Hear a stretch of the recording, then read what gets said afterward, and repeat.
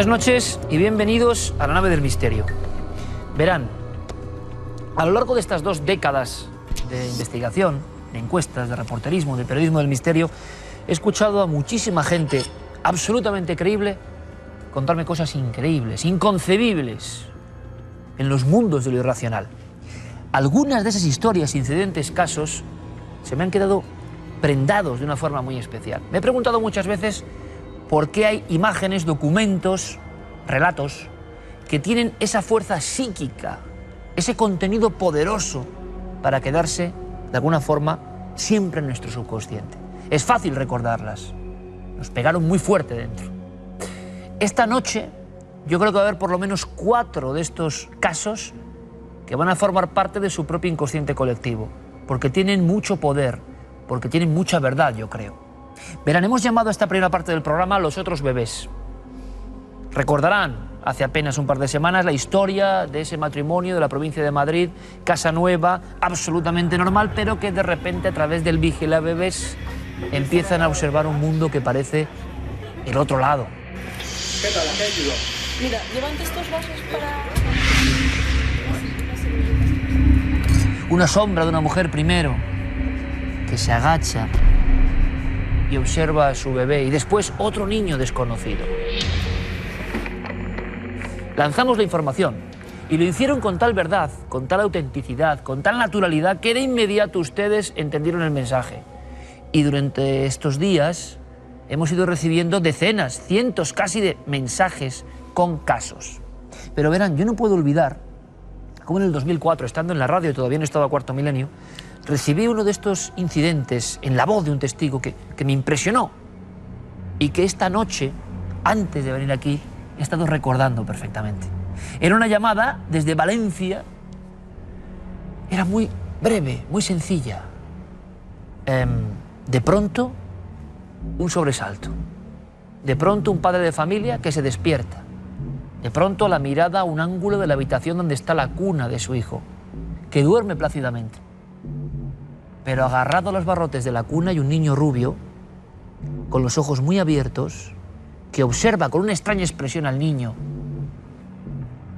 Lo contó así, como yo lo he contado ahora, y no he logrado olvidarlo. Hay historias que tienen en su iconografía un poder. Para algunos expertos, el misterio, la otra realidad, lo que sea, intenta siempre ponerse en contacto con el ser humano, aprovechando las diferentes tecnologías de su tiempo. En la época de las grabadoras, como decía Sinesio Darnell, se hablaba de las voces sin rostro. Alguien o algo nos está llamando desde algún punto del tiempo y el espacio. ¿Quién nos llama ahora? ¿O esto solo son interferencias? Hay 2 formas, ¿verdad? Casos de errores tecnológicos y así no pensamos más. ¿O esa realidad se manifiesta? ¿Y por qué con los niños? Bueno, han llegado muchos casos. Y vamos a vivirlos. Van a contarnos los testigos, con su fuerza, con su fe, lo que les ha pasado. Y luego ustedes van a opinar. Yo creo que va a ser apasionante.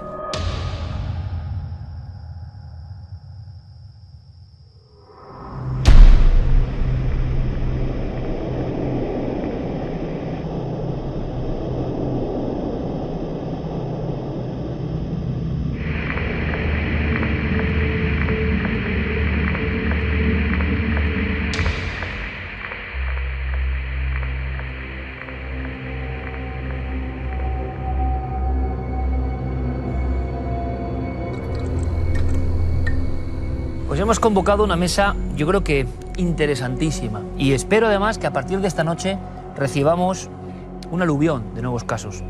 Al final es, bueno, la significación y la misión profunda de este programa. El impacto de la historia del otro bebé, así le llamamos, fue tan singular que percibimos, ¿no?, cómo se resquebrajaban muchos cimientos. La explicación lógica, como hemos comentado, técnica, podría ser interferencias, anomalías. Claro, no hace falta más que mirar la cara de los testigos, escucharles, para darse cuenta de inmediato, y ustedes lo van a ver, de que hay otra realidad que desconocemos, que se representa de vez en cuando, que quizá tenga algún tipo de explicación que nosotros no conocemos ahora. Puede que en un futuro, pero estas cosas pasan, ocurren. Y aquí tenemos un grupo, solo un grupo, una selección que hemos hecho de espectadores, y yo se lo agradezco a los 4 en este instante. Gracias por estar aquí con nosotros. Gracias porque sois unos valientes, lo primero, Sois unos valientes. Yo, de verdad, os admiro en ese aspecto, porque estos casos, primero, son muy impresionantes y ahora veremos también cómo os han afectado de alguna forma o no en vuestra vida, ¿no? Las 4 personas que están aquí en la nave del misterio esta noche han vivido experiencias con estos aparatos que también tenemos aquí y que se han convertido un poco en transmisores de este tipo de anomalías. Vamos a comenzar con Esteban, que nos acompaña. Le agradezco mucho su presencia. Esteban, buenas noches. Buenas noches, Iker.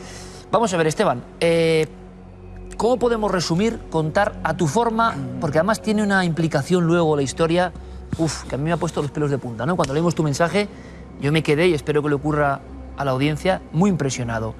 Vamos a viajar en el tiempo al 2009, creo, ¿no? Sí. Cuéntanos, Esteban, te escuchamos. Pues nada, estábamos durmiendo y me despertó mi mujer. Bruscamente yo abrí los ojos y me encontré la webcam, la cámara, en la misma cara. Claro, ella sabía que yo no suelo creer en estas cosas, entonces no quería ni explicármelo. Directamente me puso la cámara para que yo lo viese. Para que vieses la prueba de lo que estaba pasando. Claro, bueno, no le salían las palabras tampoco.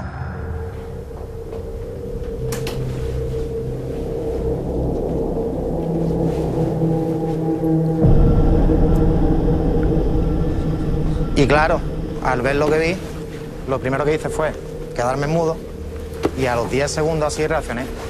Fui corriendo al cuarto, pues lo que me salía era meterme en el niño con la cama, en la cama con el niño y abrazarlo, porque claro, lo que yo vi me impactó mucho. ¿Qué viste, Esteban?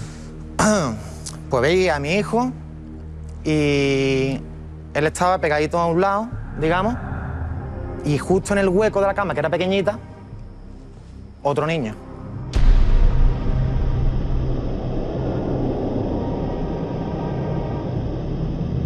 Se le veía los rasgos de la cara bien, todo marcado. ¿Y qué viste en esa cara? ¿Qué recuerdas? No te podría decir, la verdad. No era exactamente igual que la de mi hijo.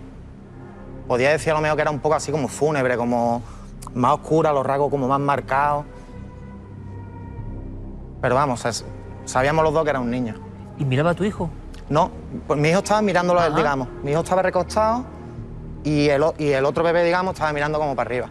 Justo en el hueco que dejaba el niño. Claro, aquí hay una cosa, Esteban, que yo, y traslado inmediatamente a los espectadores, repito, lo que nos han dicho muchos técnicos, la explicación lógica, a veces como para quitarse el problema, ¿no?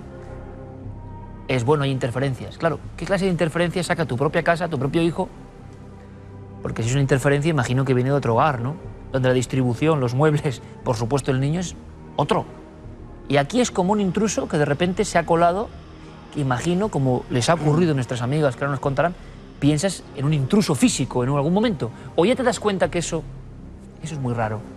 Yo al principio lo primero que pensé, sin decirle nada a ella, era que las sábanas, incluso con la oscuridad y tal, podían haber hecho como la forma del niño. Pero cuando le miré la cara, digo, no puede ser tanta casualidad que ya las sábanas sí, porque puede poner la forma de un cuerpo, unas piernas, tal, algo más sencillo. Pero los rasgos de los ojos, la nariz, la boca y todo tan perfecto. La verdad que no le encontré explicación. Eso lo descarté desde luego. Y cuando llegué allí también lo descarté. ¿Vas rápidamente a la habitación del niño? Voy rápidamente, con el corazón encogido y me tumbo. Él estaba en la misma postura en la que salía en la cámara, sin recostadito de lado, mirando donde se suponía que estaba el otro bebé. Y yo por lo que hice fue recostarme con él, mirándolo y tal, y abrazándolo. ¿Y cómo se quedó uno, Esteban? ¿Cómo te quedas? Tú y tu mujer. Hombre, yo me quedé más impactado porque yo soy una persona que nunca he creído en estas cosas. Ella sí. ¿Hay algo, y esto ya es delicado, pero hay algo en la vida, Esteban, alguna historia que pueda tener relación con la presencia de otro niño? Nosotros hemos hablado poco, de hecho hemos hablado una vez y ya aparcamos el tema. Ella lo que puede pensar y tal, que ha sido la que... Ella tuvo un aborto unos años antes y siempre ha tenido la cosilla esa. Entonces lo único que a lo que lo podemos buscar un poco de concordancia con el tema. No se olvida nunca esa visión, ¿no? La verdad que no. Y lo de siempre, ¿no? La sensación de que desde fuera puede parecer una cosa, se puede opinar, pero cuando uno lo vive, las cosas cambian radicalmente, ¿no? Te agradezco mucho, Esteban, el testimonio y además la capacidad, ¿no?, de descripción y de resumen. Continuamos, porque creo que toda la audiencia estará diciendo, bueno, y después de esto, bueno, pues hay muchos más casos. Repito, esto es solo un surtido. Los casos que hemos visto como con una enjundia especial.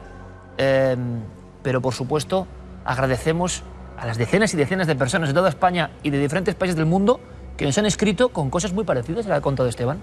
De repente otro niño, vigilando al otro, como si hubiese algo que los enlazase, ¿no?, en el tiempo.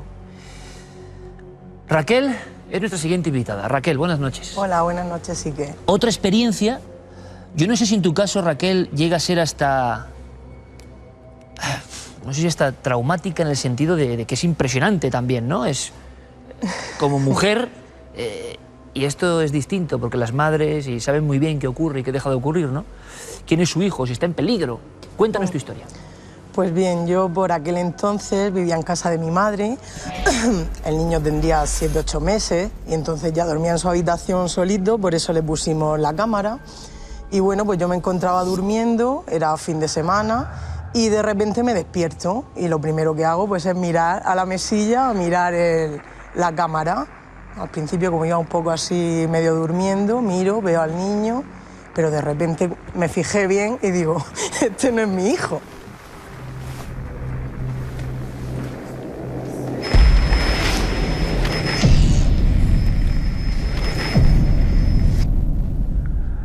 Claro, la sorpresa, bueno, empecé a gritar, mi reacción fue... Ahora lo dices con un... Pero claro, hay que imaginar ese momento, claro, ¿no? O sea, es un poco de incredulidad en un primer instante, me imagino. Claro, en un primer instante te quedas perplejo y claro, mi reacción fue empezar a gritar, mamá, mamá, ¿dónde está el niño? Y claro, mi madre dice, está aquí conmigo en el salón. Entonces ya sí que fue cuando digo, bueno, ¿y entonces quién es este niño? Y claro, mi madre viene corriendo, digo, mira, mira la cámara. Y el entorno era el de tu casa. Claro, sí, sí, era la habitación, era la misma cuna. Eso es lo alucinante, o sea, es que, claro, porque sí, es otra casa y dices, bueno, se está colando otra señal, pero es que era tu casa, tu habitación. Era mi casa, entonces vino mi madre corriendo con el crío, llamé a Rafa, al padre del niño y tal, miramos toda la cámara, lógicamente nos quedamos asombrados. Fuimos corriendo a la habitación y ahí, por supuesto, no había nadie.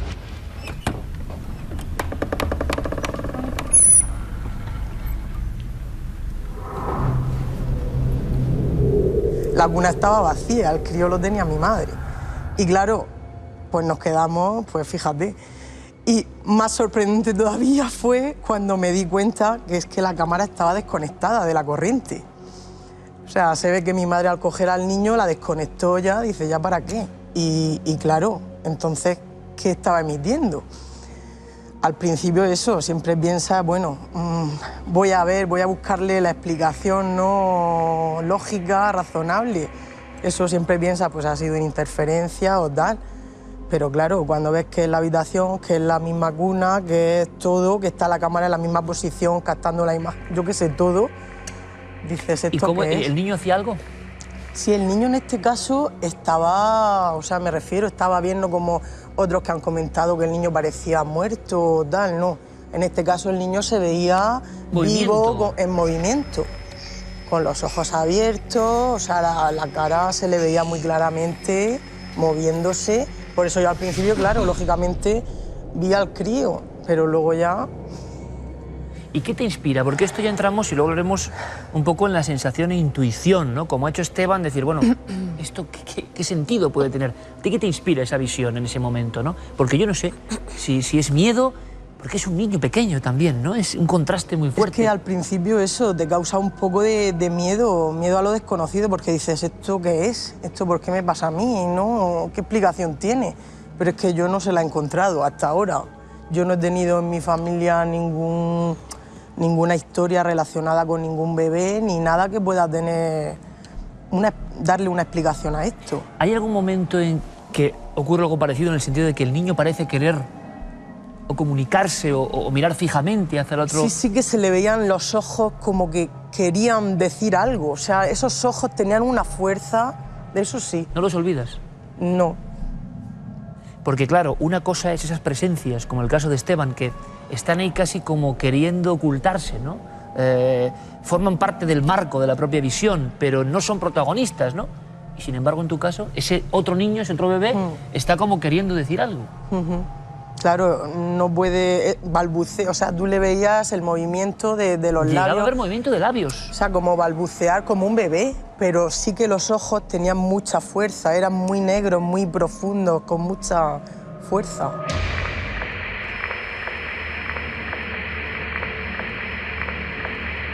También le agradecemos a Raquel esa claridad y luego veremos si hay algo en la historia, hay algo en el lugar, ocurrió en vuestras casas, han pasado otras cosas, bueno, no sé, habrá que buscar algún tipo de explicación, pero este caso es impresionante.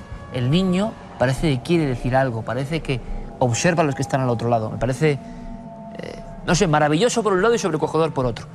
Nos acompaña Rosa, y Rosa tiene una experiencia que la hemos elegido, se le agradecemos que esté aquí, porque yo creo que ella lo llega a pasar muy mal, quizá es la persona que peor lo pasa de las 4 que están aquí, en el sentido de que la experiencia es muy potente, no hay imagen, es lo curioso, no hay imagen. No la hay. Y sin embargo, lo que oyes y lo que vives, yo creo que también es marcante, muy profundo, muy fuerte. Y lo vamos a entender enseguida. Rosa, cuéntanos. Hola, buenas Bienvenida. noches. Gracias. Pues mi hijo tenía unos 8 meses de edad, dormía en mi habitación por aquel entonces con su cunita y este aparato del que estoy hablando que tenía yo me lo cedió una vecina. Era un aparato que se le veía claramente un poco antiguo, pero realmente funcionaba muy bien, no emitía ningún ciceo ni ningún carraspeo, nada. Era tan bueno que incluso yo, que tenía una perrita, la solía bajar los 5 pisos que tiene mi vivienda, pasear, y en cuanto oía al niño moverse, yo subía. Lo podía oír perfectamente.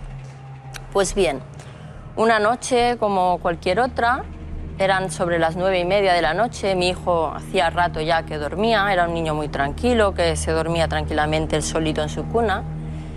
Pues yo, viendo que iba a venir el que era mi marido entonces, el padre del niño, a casa, decidí pues darme una ducha antes, me metí en la ducha, le cerré la puerta de la habitación a él anteriormente, le enchufé el aparatito este, y cuando yo me estaba duchando con el agua abierta, pues oí unos sonidos y lo que hice inmediatamente, por supuesto, fue cerrar las llaves de paso del agua para escuchar. Agudicé el oído, pero no oí nada.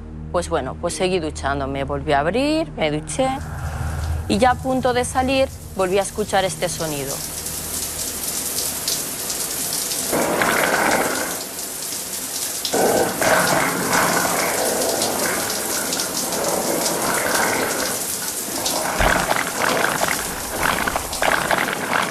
Era un sonido que a mí me puso los pelos de punta. Era... ¿Desde el principio?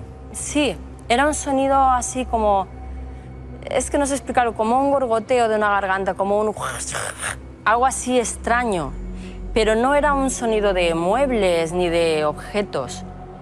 Pero bueno, un sonido, no pasaba de ser eso. Pero yo me quedé escuchando el aparato, esto se prolongó 4, 5, 6 segundos y después oí una voz femenina, como de una mujer joven, porque me entiendan, muy suave, que decía: no te lo puedes llevar, yo lo protejo. Esto susurrando. Entonces yo aquí sí que me alarmé, yo cogí, salí del baño, está a 3 pasos la puerta de mi habitación, y en cuanto salí me encontré con mi perra, pues allí encaramada hacia la puerta de la habitación, con el morro pegado en la puerta, con una posición así como un poco de ataque, que estaba como frunciendo el hocico y así, incluso llegó a ladrar. Yo me quedé sorprendida al ver a la perra, cogí enseguida la manivela para abrir la puerta y la manivela de la puerta empezó a moverse arriba y abajo sola.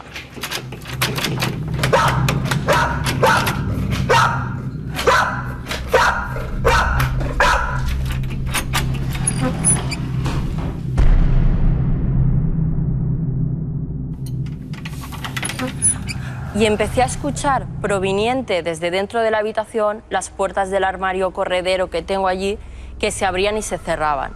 Yo esto podía escucharlo a través de la puerta y a través del aparato, pero sin embargo las voces yo solo las oía a través del aparato. Me cogió tal ataque de pánico que, envuelta con la toalla, me fui casa adentro a salir por el balcón, a avisar a una vecina que yo tenía enfrente de otra finca, pero muy cerquita, muy cercana, que era amiga mía. Me puse por ahí, Inma, Inma, a llamarla por el balcón, pero no me oyó, lo tenía todo cerrado.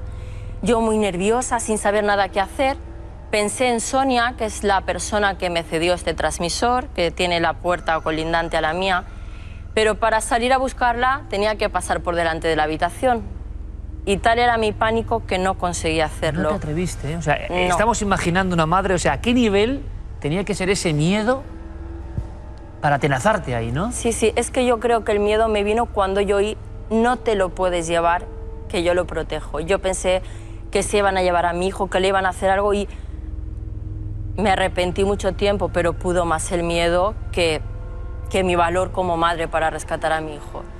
Me cogió ya tal pánico, sin saber qué hacer, sin saber cómo actuar, que me senté en el suelo de la cocina y no conseguí hacer nada más. Bloqueada completamente. Bloqueada. Lo único que pensé en mi teléfono, que justamente estaba en la cocina, el teléfono móvil, y llamar a mi hermana, porque pensé, mis padres tienen llave, que mi hermana coja y venga con la llave, que me ayude, yo no sé qué hacer. Ni siquiera pensé en llamar a mi marido, al padre del niño, nada, a mi hermana. Pues bueno, tal como la llamé y descolgó el teléfono, antes de que yo pronunciase ninguna palabra, mi hermana me dijo, ¿qué pasa, Tata? ¿Ha pasado algo, verdad? Yo en aquel momento no me puse, uy, ¿tú por qué lo sabes? No, me sorprendió eso, pero yo intenté explicarle rápidamente lo que me ocurría. Y mientras yo le estaba explicando esto, sonó el fonoporta, que tengo el telefonillo también allí en la cocina. Claro, era mi marido, mi entonces marido, que venía a casa. Claro, cuando yo cogí el fonoporta, yo me puse a chillar como una loca, sube, sube, el niño. Él también, asustadísimo, por supuesto. La escena, claro. Él piensa que le ha pasado algo al niño. Por supuesto, subió las escaleras corriendo.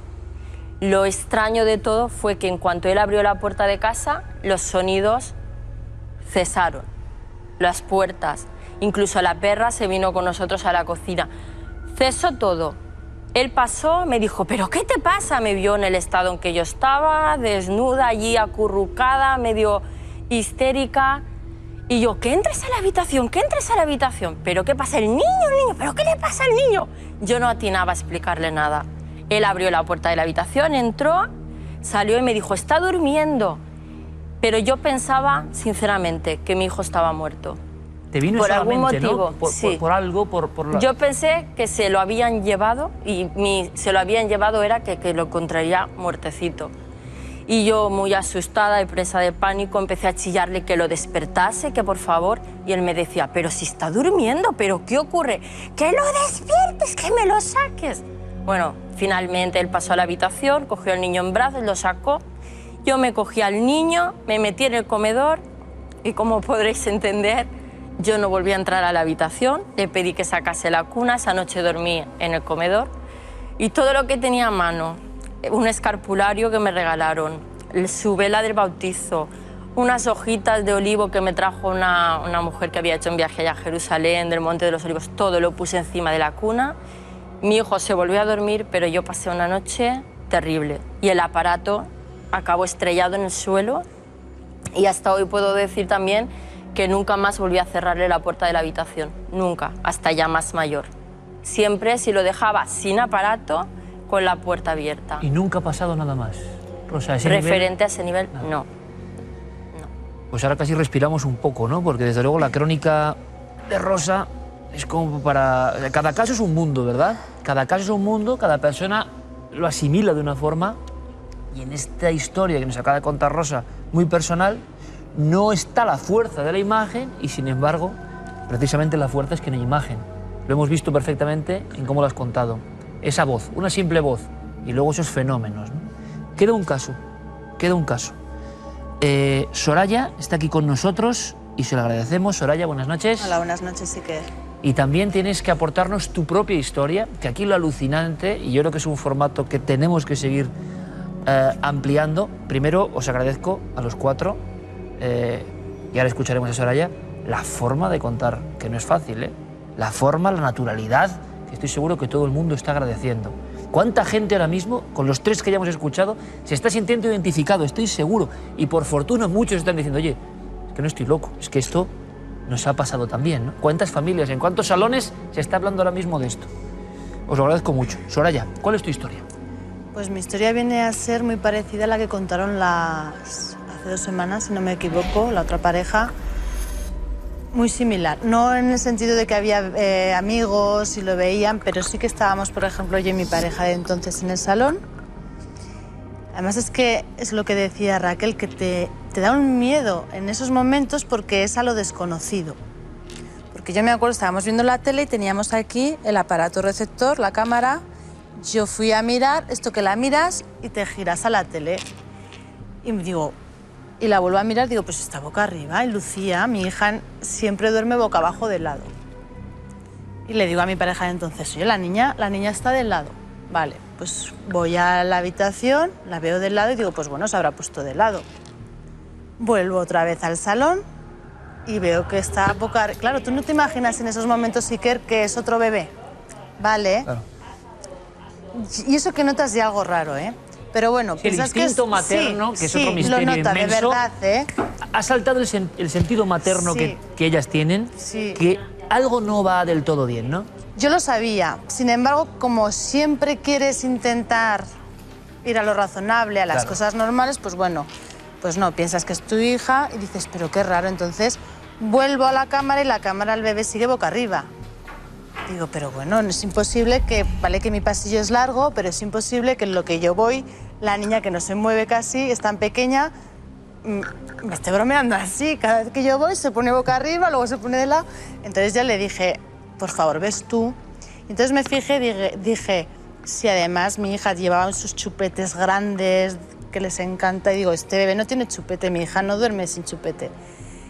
Y ya te fijas y haces, pero si es que esta ropa no es la que lleva mi hija, y es que este bebé no es mi hija. Entonces, claro, me chocó a mí cuando vi la historia de aquella pareja, que es verdad que la imagen del bebé es más nítida. Más nítida muchísimo que lo normal. Más. Qué curioso es esto. Y de hecho, yo, por ejemplo, mira, fue hace 7 años. Pero, permíteme, Soraya, pero es la cuna y es el lugar, es tu casa. Yo no lo vi. Yo no veía la cuna ni el lugar. Lo mío era más parecido a esta pareja. Se veía el bebé. El bebé. Alrededor oscuro, el bebé con un vestido de blanco muy claro y boca arriba. O sea, tenemos una escena que nuestro público, porque quizá haya personas que no hayan visto ese programa que motiva todo esto, uno de los incidentes que le pasa a esta familia aquí cerca de Madrid es que de repente todo se vuelve oscuridad y hay una imagen de otro bebé que ellos identifican incluso como otro bebé que les parece antiguo, porque la trama de la imagen es hasta diferente. Y es increíble, Soraya, que te ocurra lo mismo. Fue igual, sí. Tú ya antes de esa experiencia habías visto una sombra junto a la cuna. Yo había visto una sombra junto a la cuna. ¿Qué hacía la sombra, por cierto? ¿Qué hacía? La sombra estaba como agachada. Además, me pareció una mujer. Yo no sé si se agachaba o se levantaba. Pero es que es verdad que luego mi hija, y esto lo comenté, conforme ha ido creciendo meses, que ha empezado a hablar, que casi ni hablaba, decía que una señora le iba a dar un beso por las noches. Que, claro, mi hija decía, la Virgen... Veía una estampa de la Virgen y se volvía loca a besarle. Le decía, la señora, la señora. La señora. Y decía que le daba besos con la Virgen, ella con la Virgen. Y qué curioso, porque también en ese caso se ve a una mujer que hace ademán de agacharse. ¿Qué hace?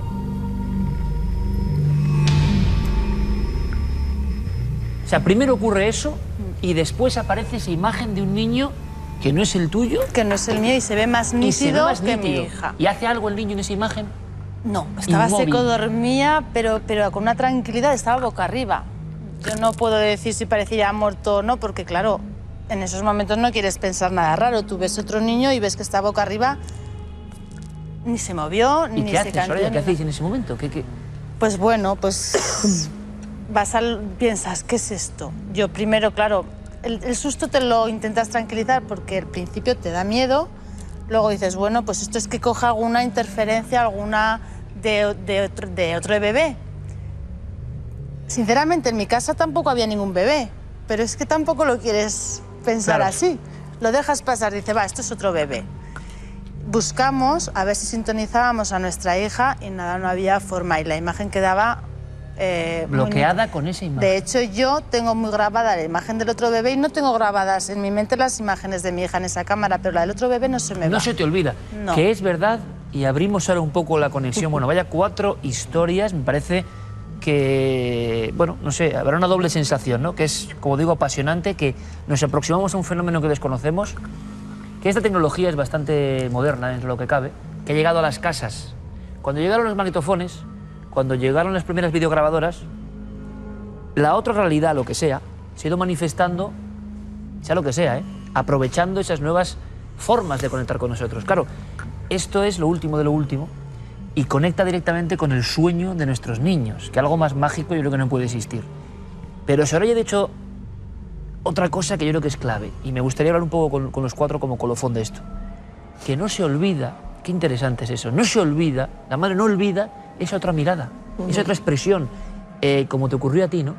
Que seguro que la estáis recordando y tenéis de nuevo en la mente la escena de esos ojos, en tu caso, ¿no? Tan poderosos, ¿no? Sí, ¿Qué tendrá esa imagen para impregnarse en nuestra memoria de esa forma? Es cierto, yo como dice Yolanda, recuerdo esos ojos de ese bebé y sin embargo no recuerdo la imagen de mi hijo, con tantas veces que la he visto. Sin embargo, esa imagen se te queda grabada. Pues esto que estamos aquí sondeando y que puede parecer quizá un poco baladí, ¿no? Yo creo que no lo es, porque en el fondo es el mismo sistema que nos impacta cuando observamos una cosa extraordinaria, una obra de arte de un nivel que parece que toca lo, no sé, lo místico, cosas que se nos quedan y no sabemos por qué. ¿Qué fuerza psíquica tienen estas imágenes? Ese niño, en tu caso, en el tuyo, si quería decir algo, desde luego lo consiguió, por lo menos no se ha olvidado, no se ha ido de algún lugar.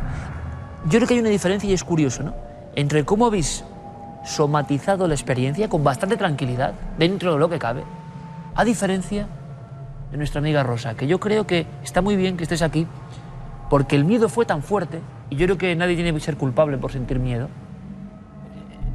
Yo he sentido miedo en muchas ocasiones en investigaciones y me he quedado hasta sorprendido de lo que podemos llegar a hacer, salir corriendo, ya...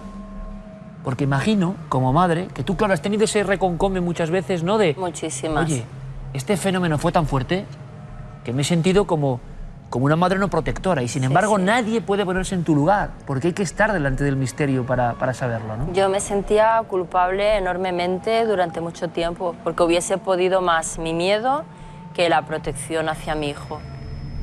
Yo sé que esto es muy difícil. Hemos contado 4 historias. Hay decenas, cientos, como siempre. Solo unos pocos muestran la punta del iceberg. Gracias de verdad por vuestra valentía, por vuestro saber estar y por la forma de contarlo. Gracias de verdad a los 4, ¿eh? Gracias. Nos seguimos viendo a través de esta nave maravillosa de sueños, de viajes, de historias. Queríamos haberlo visto todo, yo lo digo siempre. Después de tantos años en estos temas, es la gente, la buena gente, los testigos, los que me siguen sorprendiendo, contando cosas que ningún guionista puede casi imaginar, ¿no? Porque tienen la fuerza de la verdad. Yo no tengo la menor duda, sinceramente. Ahora, ¿naturaleza de eso? Tampoco lo sé. Nos quedamos con esa sensación, ¿no? Está pasando, algo está ocurriendo, algo está pasando y hay que seguir investigando. Nosotros de momento conectamos con toda la actualidad, porque en estos 7 días han ocurrido muchas cosas. Damos una larga cambiada y continuamos en Cuarto Milenio.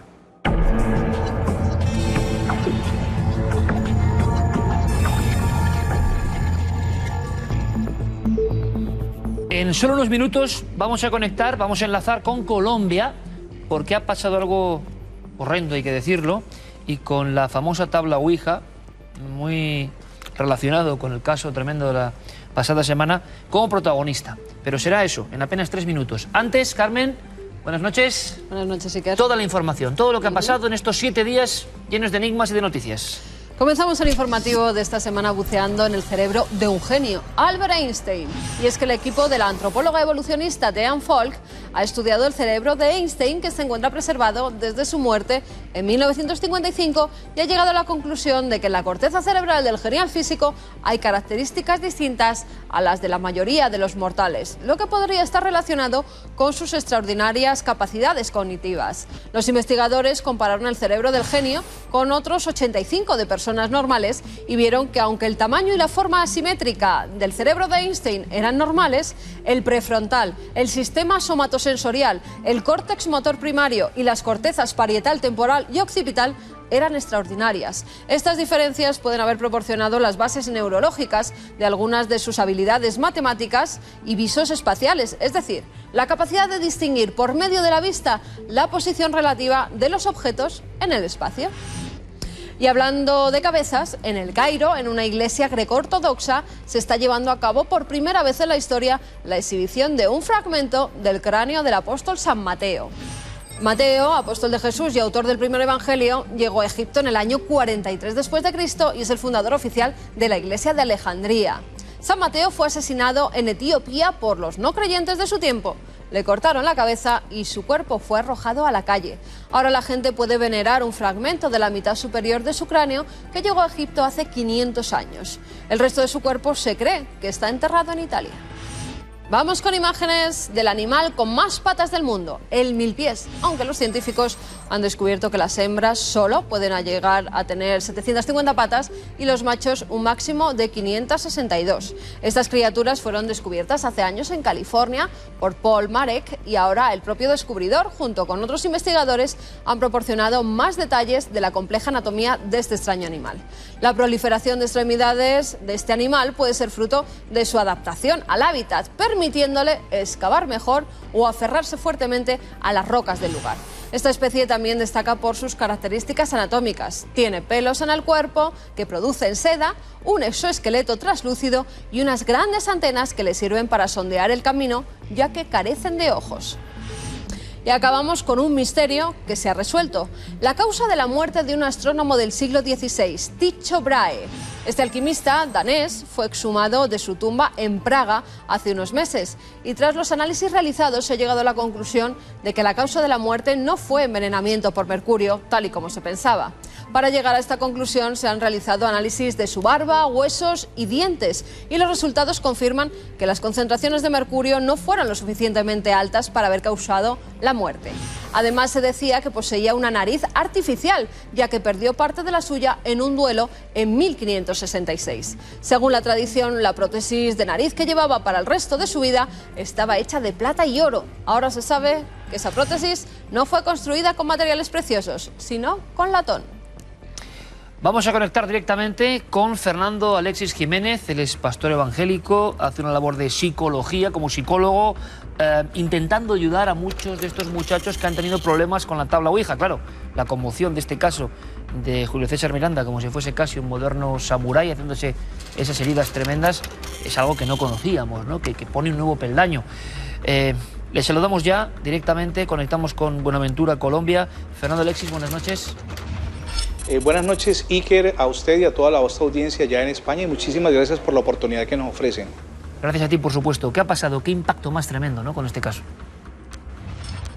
Julio César Miranda es un joven de 17 años, residente en un barrio, irónicamente, Puerta del Cielo, en el puerto de Buenaventura, en el occidente de Colombia. Estuvo practicando la tabla Ouija con algunos jóvenes y una chica 3 días después de que está teniendo prácticas de este género. Comenzó a escuchar voces, a ver imágenes, las voces incluso le decían que se quitara la vida. Él tuvo comportamientos totalmente extraños, entre otros correr desnudo por la calle, hacer sus necesidades fisiológicas y arrojarle heces a las personas que pasaban cerca de él, y en algún momento le dijo a la mamá, a doña Mary Campas, que si veía un comportamiento extraño en él tratara de detenerlo, porque aseguraba las voces le indicaban que debía acabar con su mamá y con algunos seres de su familia. Él termina, este joven Julio César, agrediéndose con un puñal, fue llevado al hospital, atendido, él mismo insistió en que le dieran de alta porque se encontraba bien, y 4 horas después de haber sido llevado de nuevo a casa, cuando se le dio del alta del hospital, él murió.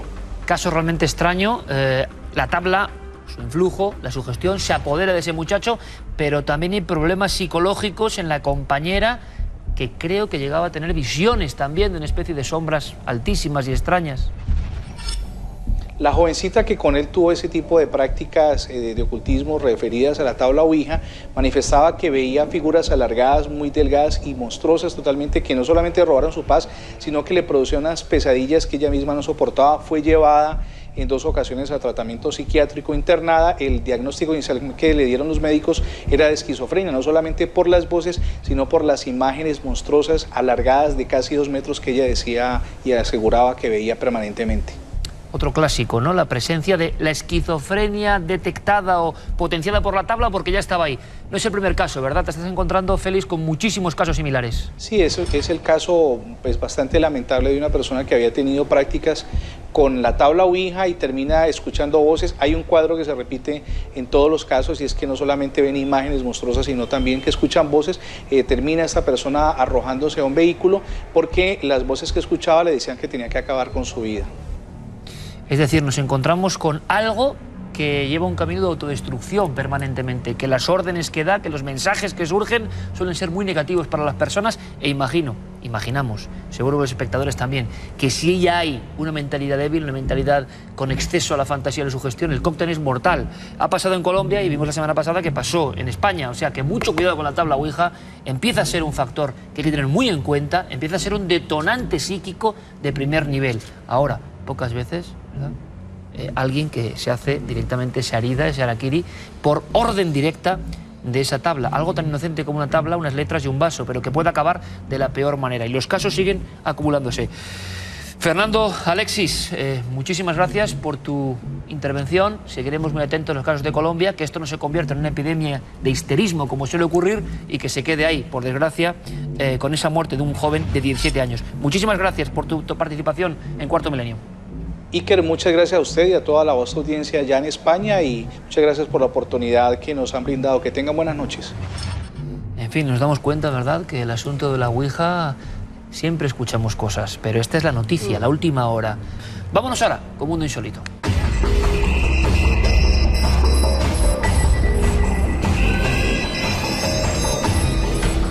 Muchos actores, actrices, cantantes, famosos aseguran haber visto un fantasma.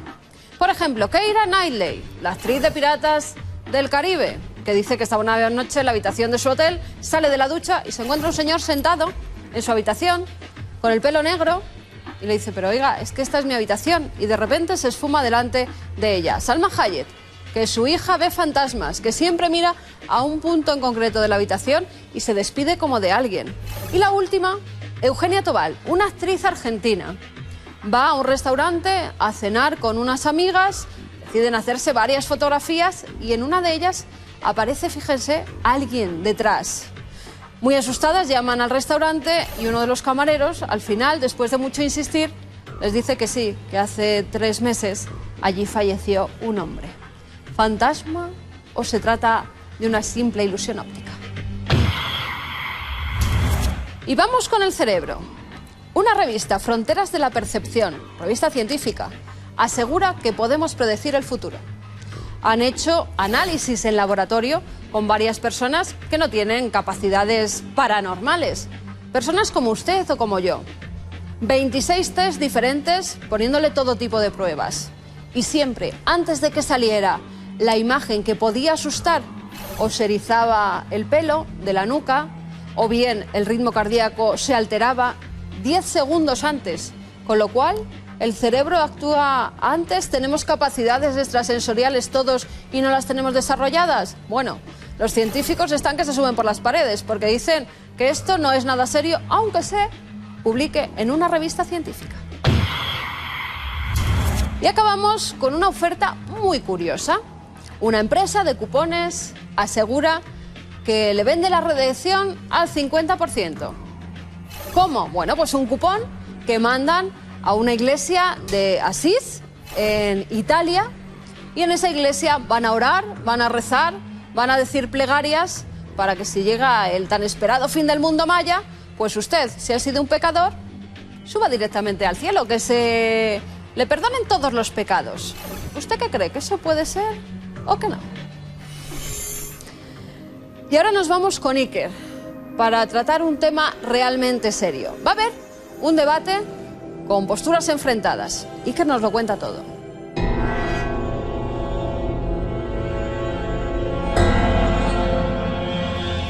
Antaño todo sabía mejor. ¿No lo creen? La sensación de que las verduras, las frutas, el pescado, todo tenía otro no sé qué sé yo, que si nos ha quedado en la pituitaria o en la memoria, es cuestión de nostalgia. ¿Varía nuestra forma de percibir los sabores y las calidades? ¿O es que realmente el progreso humano ha traído una especie de degradación en el sistema alimentario? Muchos lo creen. Muchos piensan que la forma de producir, la búsqueda de una rentabilidad económica y la experimentación científica, por ejemplo, a nivel de los transgénicos, esos productos genéticamente alterados, ha traído un panorama desolador. Intuyo que el debate que viene a continuación va a ser casi explosivo. No hay otra forma. ¿Por qué? porque las posiciones son antagónicas, enfrentadísimas.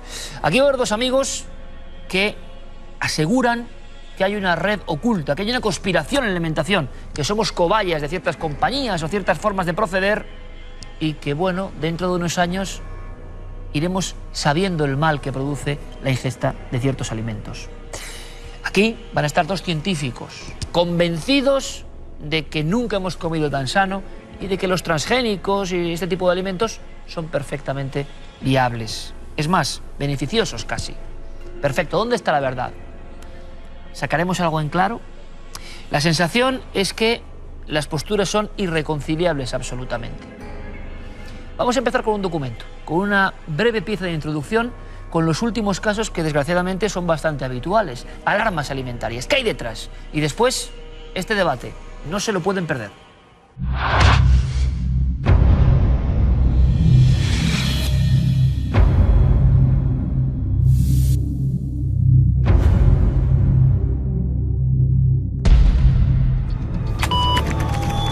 La red está atestada de artículos en los que se denuncia que diversos productos o aditivos alimenticios son perjudiciales para la salud, cuando no abiertamente tóxicos.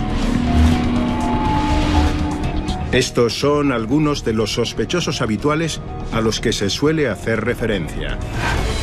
Aspartamo, el edulcorante artificial por antonomasia.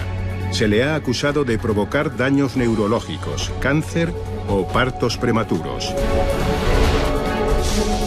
Dimetilpolisiloxano.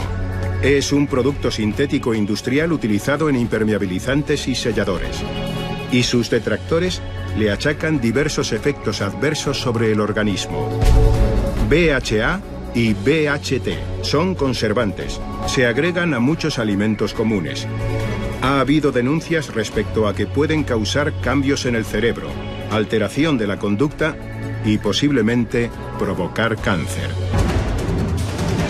Por si todo esto fuera poco, la globalización también ha llegado a nuestra nevera y cada día es más frecuente que compremos alimentos procedentes de países con controles de calidad menos estrictos que los europeos.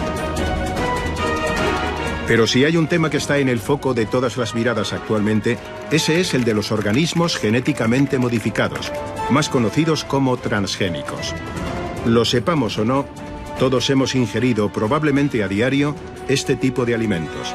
El maíz, la soja o muchos de los aceites que se utilizan en la industria proceden de este tipo de organismos. Frecuentemente surgen noticias alarmantes que tienen a los alimentos transgénicos como protagonistas, desde prohibiciones y moratorias en diversos países a su comercialización, hasta un reciente y controvertido estudio que ligaba este tipo de alimentación a la aparición de tumores en ratas de laboratorio. Mientras los defensores de este tipo de cultivos patrocinan sus bondades y aseguran que son el futuro de la alimentación, diversas plataformas alertan de peligros derivados de su asociación a pesticidas altamente tóxicos, la amenaza que supondrían para la biodiversidad o los problemas derivados de que empresas privadas ostenten la patente de organismos vivos. Con toda esta información, es natural que los consumidores se sientan desamparados, con la sensación de no saber realmente lo que se están llevando a la boca, lo que están dando de comer a sus hijos. ¿Está justificado este temor o es un alarmismo infundado?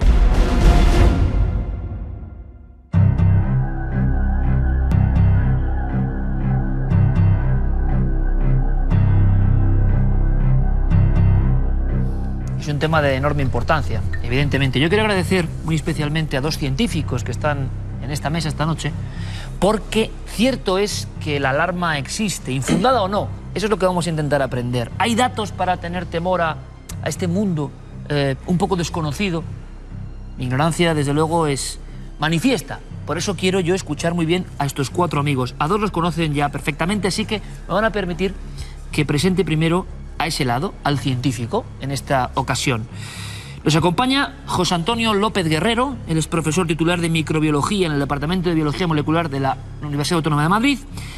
Tiene amplia experiencia en la divulgación, sus libros, por ejemplo, que es un transgénico, uno de los libros pioneros, yo creo, en España sobre este tema, o Ciencia en Grajeas. Bienvenido, gracias por estar aquí. Gracias a vosotros.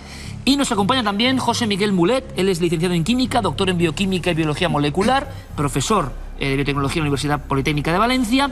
Tiene, por ejemplo, un blog muy célebre, losproductosnaturales.com, y está aquí con nosotros también para dar su opinión libremente, como siempre. José Miguel, bienvenido, gracias. Gracias.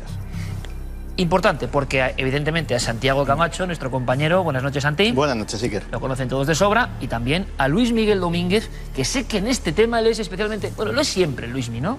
Combativo y apasionado. Y en este más. Luego nos contará por qué. Luismi, bienvenido. Gracias, Iker. Buenas noches. Como siempre, con su programa Biodiario y defendiendo la naturaleza. ¿Tiene algo que ver esto? Es decir, ¿es una batalla o no? Muy atentos todos, por favor. Sí me gustaría, antes de iniciar el debate, que me dijerais qué pensáis, ¿no?, de lo que habéis visto. ¿Esto es un ejemplo, por ejemplo, de que hay una alarma excesiva, que no tiene mucho sentido? Hombre, empezando ya por el título del reportaje, que ni siquiera se cuestiona, ni siquiera hay unas interrogaciones, es una conspiración alimentaria, pues ya deja claro que el mensaje va a ser bastante negativo y destructivo. He echado en falta algún comentario de algún experto en el tema en el reportaje, donde realmente pusiera sobre la mesa algún punto científico, ¿no? Pero hay grandes, por eso estáis aquí vosotros, hay grandes errores, en tu opinión. Se están hablando de cosas que no tienen fundamento.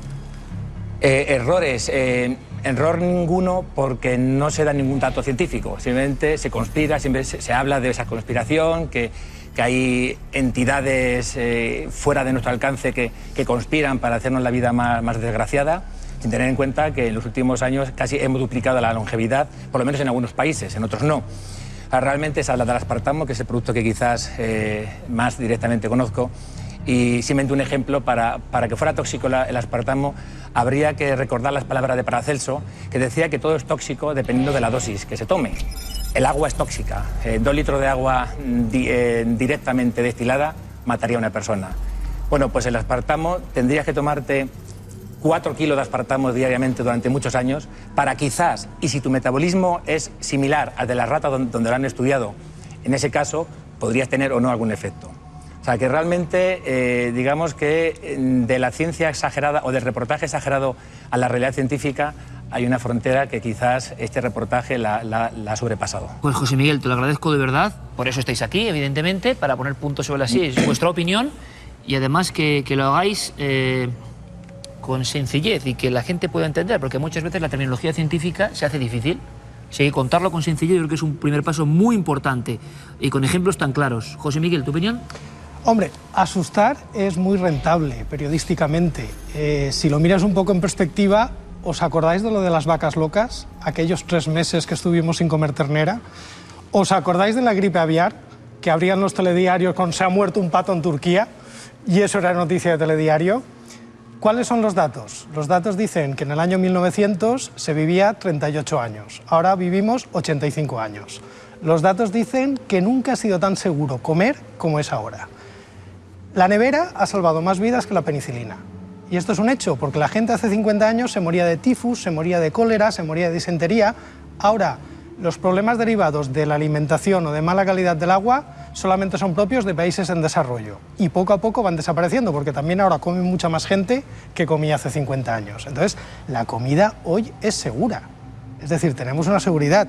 Y respecto a lo del vídeo, pues mira, habría que matizar. No estamos comiendo transgénicos en Europa. Hay una ley muy estricta que te dice que si algo es transgénico, se tiene que etiquetar.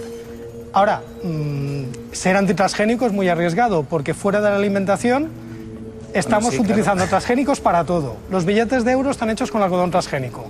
La mayoría de medicamentos son transgénicos. La ropa que llevamos. La ropa que llevamos es transgénica. O sea que si hay alguien antitransgénico, pues yo saco la hucha, que me deje todos sus billetes de euro y sin problemas. José Miguel, José Antonio, lo agradezco de verdad por una cuestión, porque queda muy gráfico, ¿eh? Y desde luego van a defender con mucha vehemencia y con datos sus posiciones. Claro, pues empezamos el debate.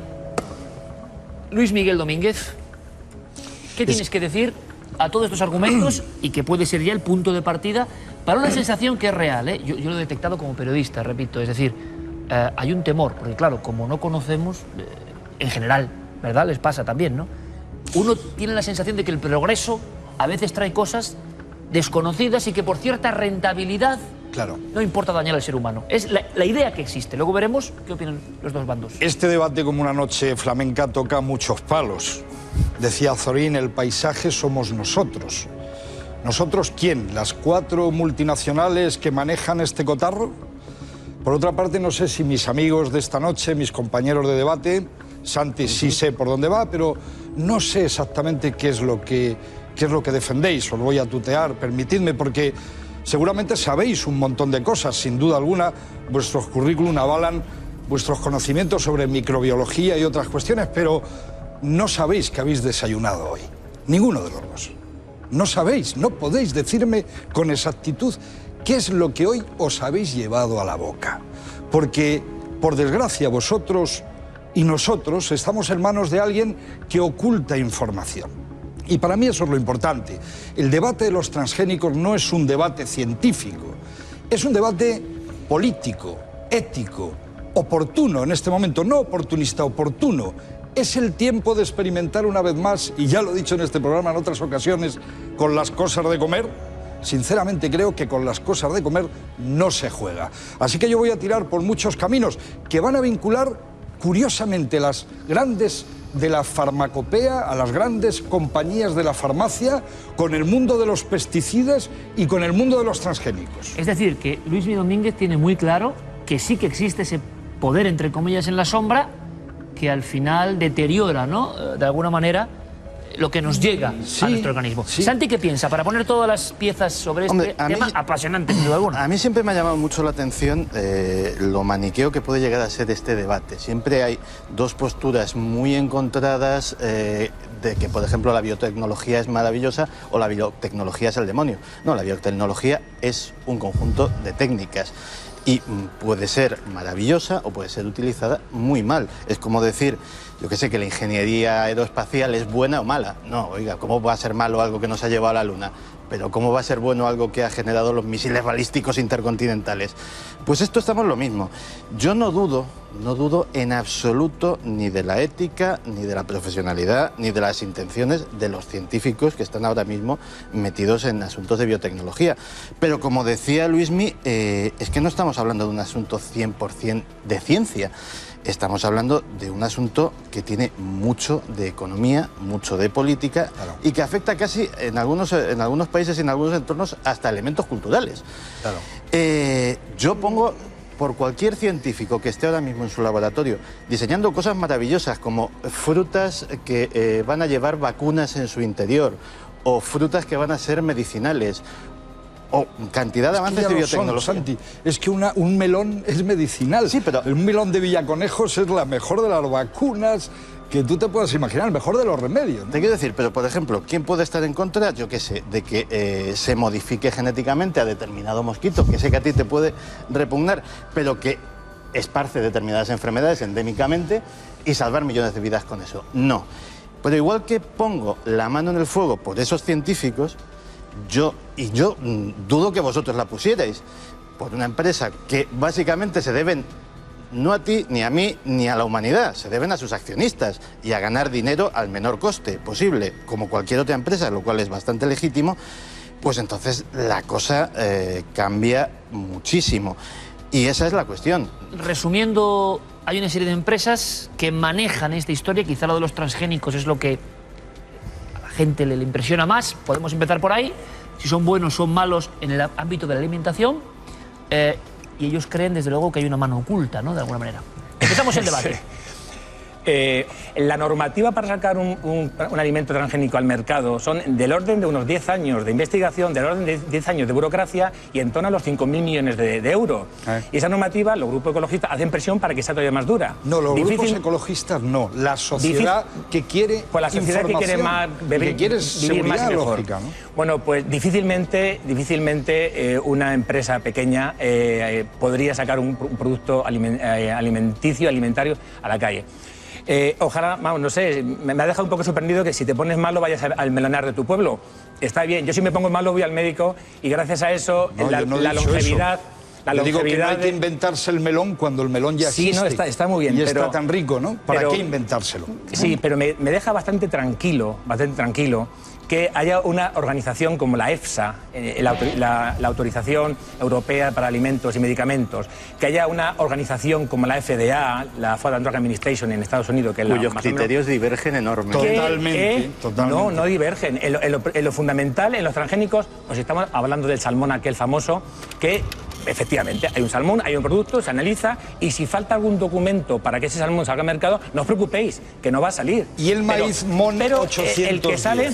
Y el famoso maíz. ¿Qué le pasa a ese maíz? ¿Cómo que qué le pasa? Para resumir y que no nos perdamos, ¿vale? Que es resistente a un taladro. Sí, que es resistente. Bueno, es un tipo de maíz transgénico. Claro, lo que tiene que entender el espectador primero es que hay un término que es erosión genética que a mí me preocupa, y es que nuestros abuelitos conocieron una variedad ingente de cereales que se han ido reduciendo justamente a la medida de estas empresas. El triticario, por ejemplo. Que ponen etiquetitas, la M no sé cuántos y tal. El MO 810 es una variedad de maíz que ha sido contestada y prohibida en muchísimos países. ¿Dónde? Hombre, ¿Dónde? mira, yo tengo la lista. Polonia, En Bélgica, Francia Gran Bretaña, Francia, Alemania, Irlanda, Eslovenia y Bulgaria. Perdona, se ha aplicado la cláusula de salvaguarda, que no es una prohibición, es una moratoria. Vale. Y a Francia le ha caído un palo. Vale. Pues ahora, ese mismo palo que le ha caído a Francia, sí, es seguramente el que le ha metido el juez que ha demostrado que un señor murió, un agricultor murió,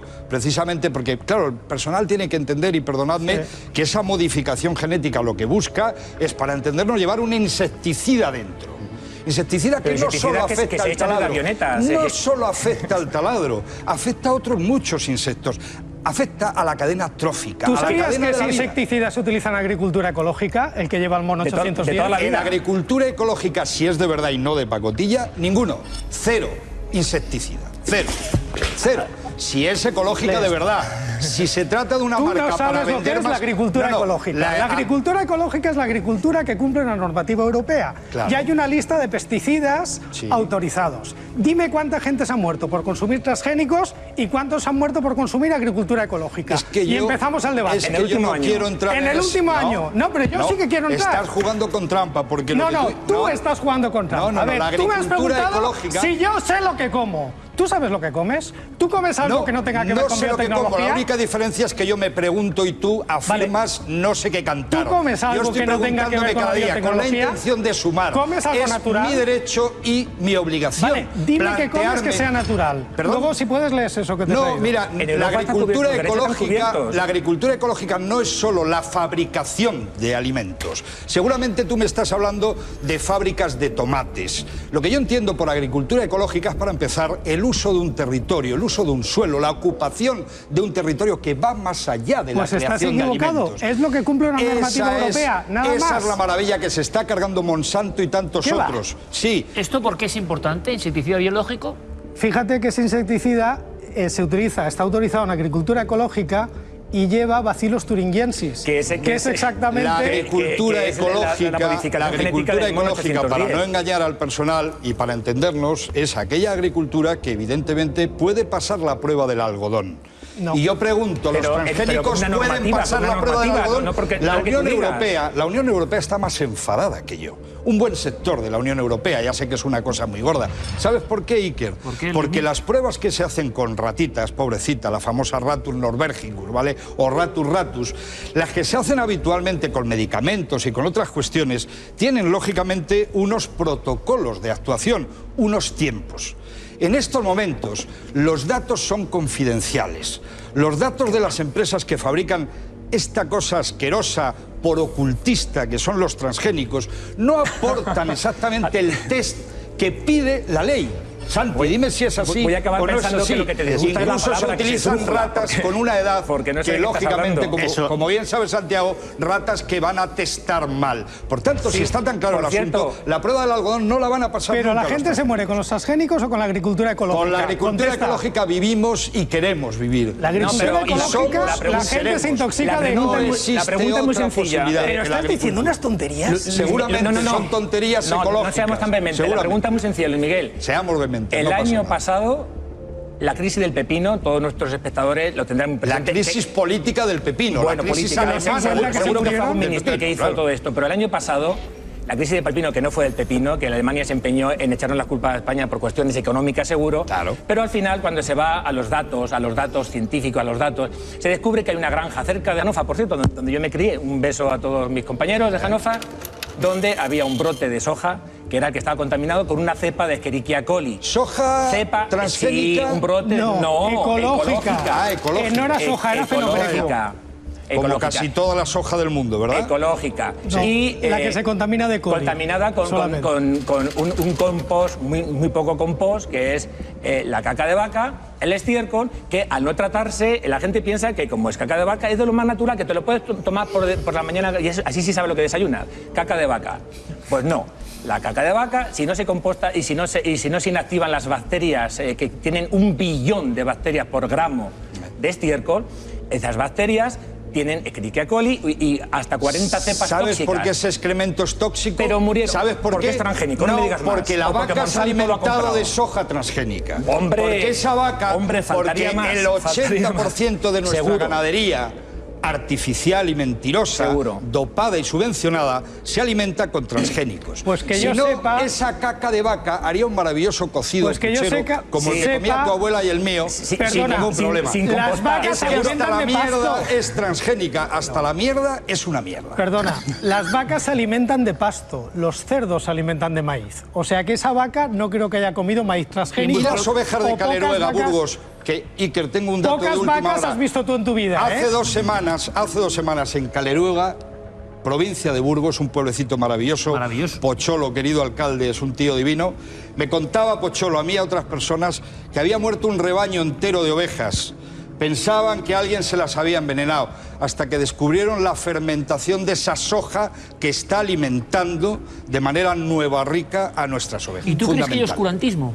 Yo creo que lo hay y explico exactamente por qué lo hay. Se ha dicho anteriormente que España dice no a los transgénicos de manera oficial. Yo, No, mentira, No, mentira. España es el país que más siembra transgénicos. Bien, correcto, a Y las eso iba. encuestas son de las A eso iba. en Europa. Mira, voy a lanzar No se solamente... consumen, no se, voy a se siembra lanzar... principalmente para ganado. Bueno, en Europa no se consume porque Sí. un comerciante quiere Sí. vender porque se le echan encima los grupos Sí, pero y les queman los campos. es Ahora prin- comentamos eso, es a es otro lado. principalmente para ganado que alimenta a las personas. Y como la cadena trófica es la que es, igual que el ciclo del agua... Y piensa que el gen pasa a través del ganado. No te pasa quepa a tu ninguna gen. duda. Como Hombre, también si me cabe duda, como o sea, también trabajo te en ello, puedo ¿eh? asegurar que el campo español está empezando Soy a estar lleno microbiólogo, ya alguna duda me cabe, de ¿eh? colza transgénica silvestrada. Y si comes está terreno, lleno te ya salen de cuernos. remolacha azucarera Es que la que has dicho es totalmente muy gorda. silvestrada. Oye, no, esta no se puede pasar. No, Es eso que- que has dicho de que Ahora, si te comes asimilamos maíz los genes, transgénico, los- asimilas el gen, y entonces, ¿qué? Cuando te comes una vaca te salen Yo cuernos. te digo que el truquito... ¿Has de comido que mucha el vaca truquito- últimamente?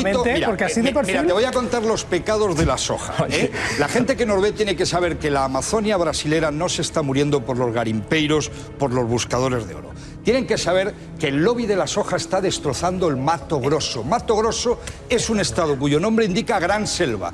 Hoy es un desierto verde de soja. Punto número 1. ¿Puedo hablar? Punto número 2. No me deja hablar, Iker. Ese Sí, lobby hace que no solamente comas soja como vegetariano, qué rica está, transgénica directamente, sino que ya tenemos soja en todas partes, en los champús, en la leche, en los yogures. Hay un lobby, sin duda. Y 3, y lo más importante, se me cuenta a mí, Luismi, tranquilo, que es que la soja que llega a España transgénica es para el ganado.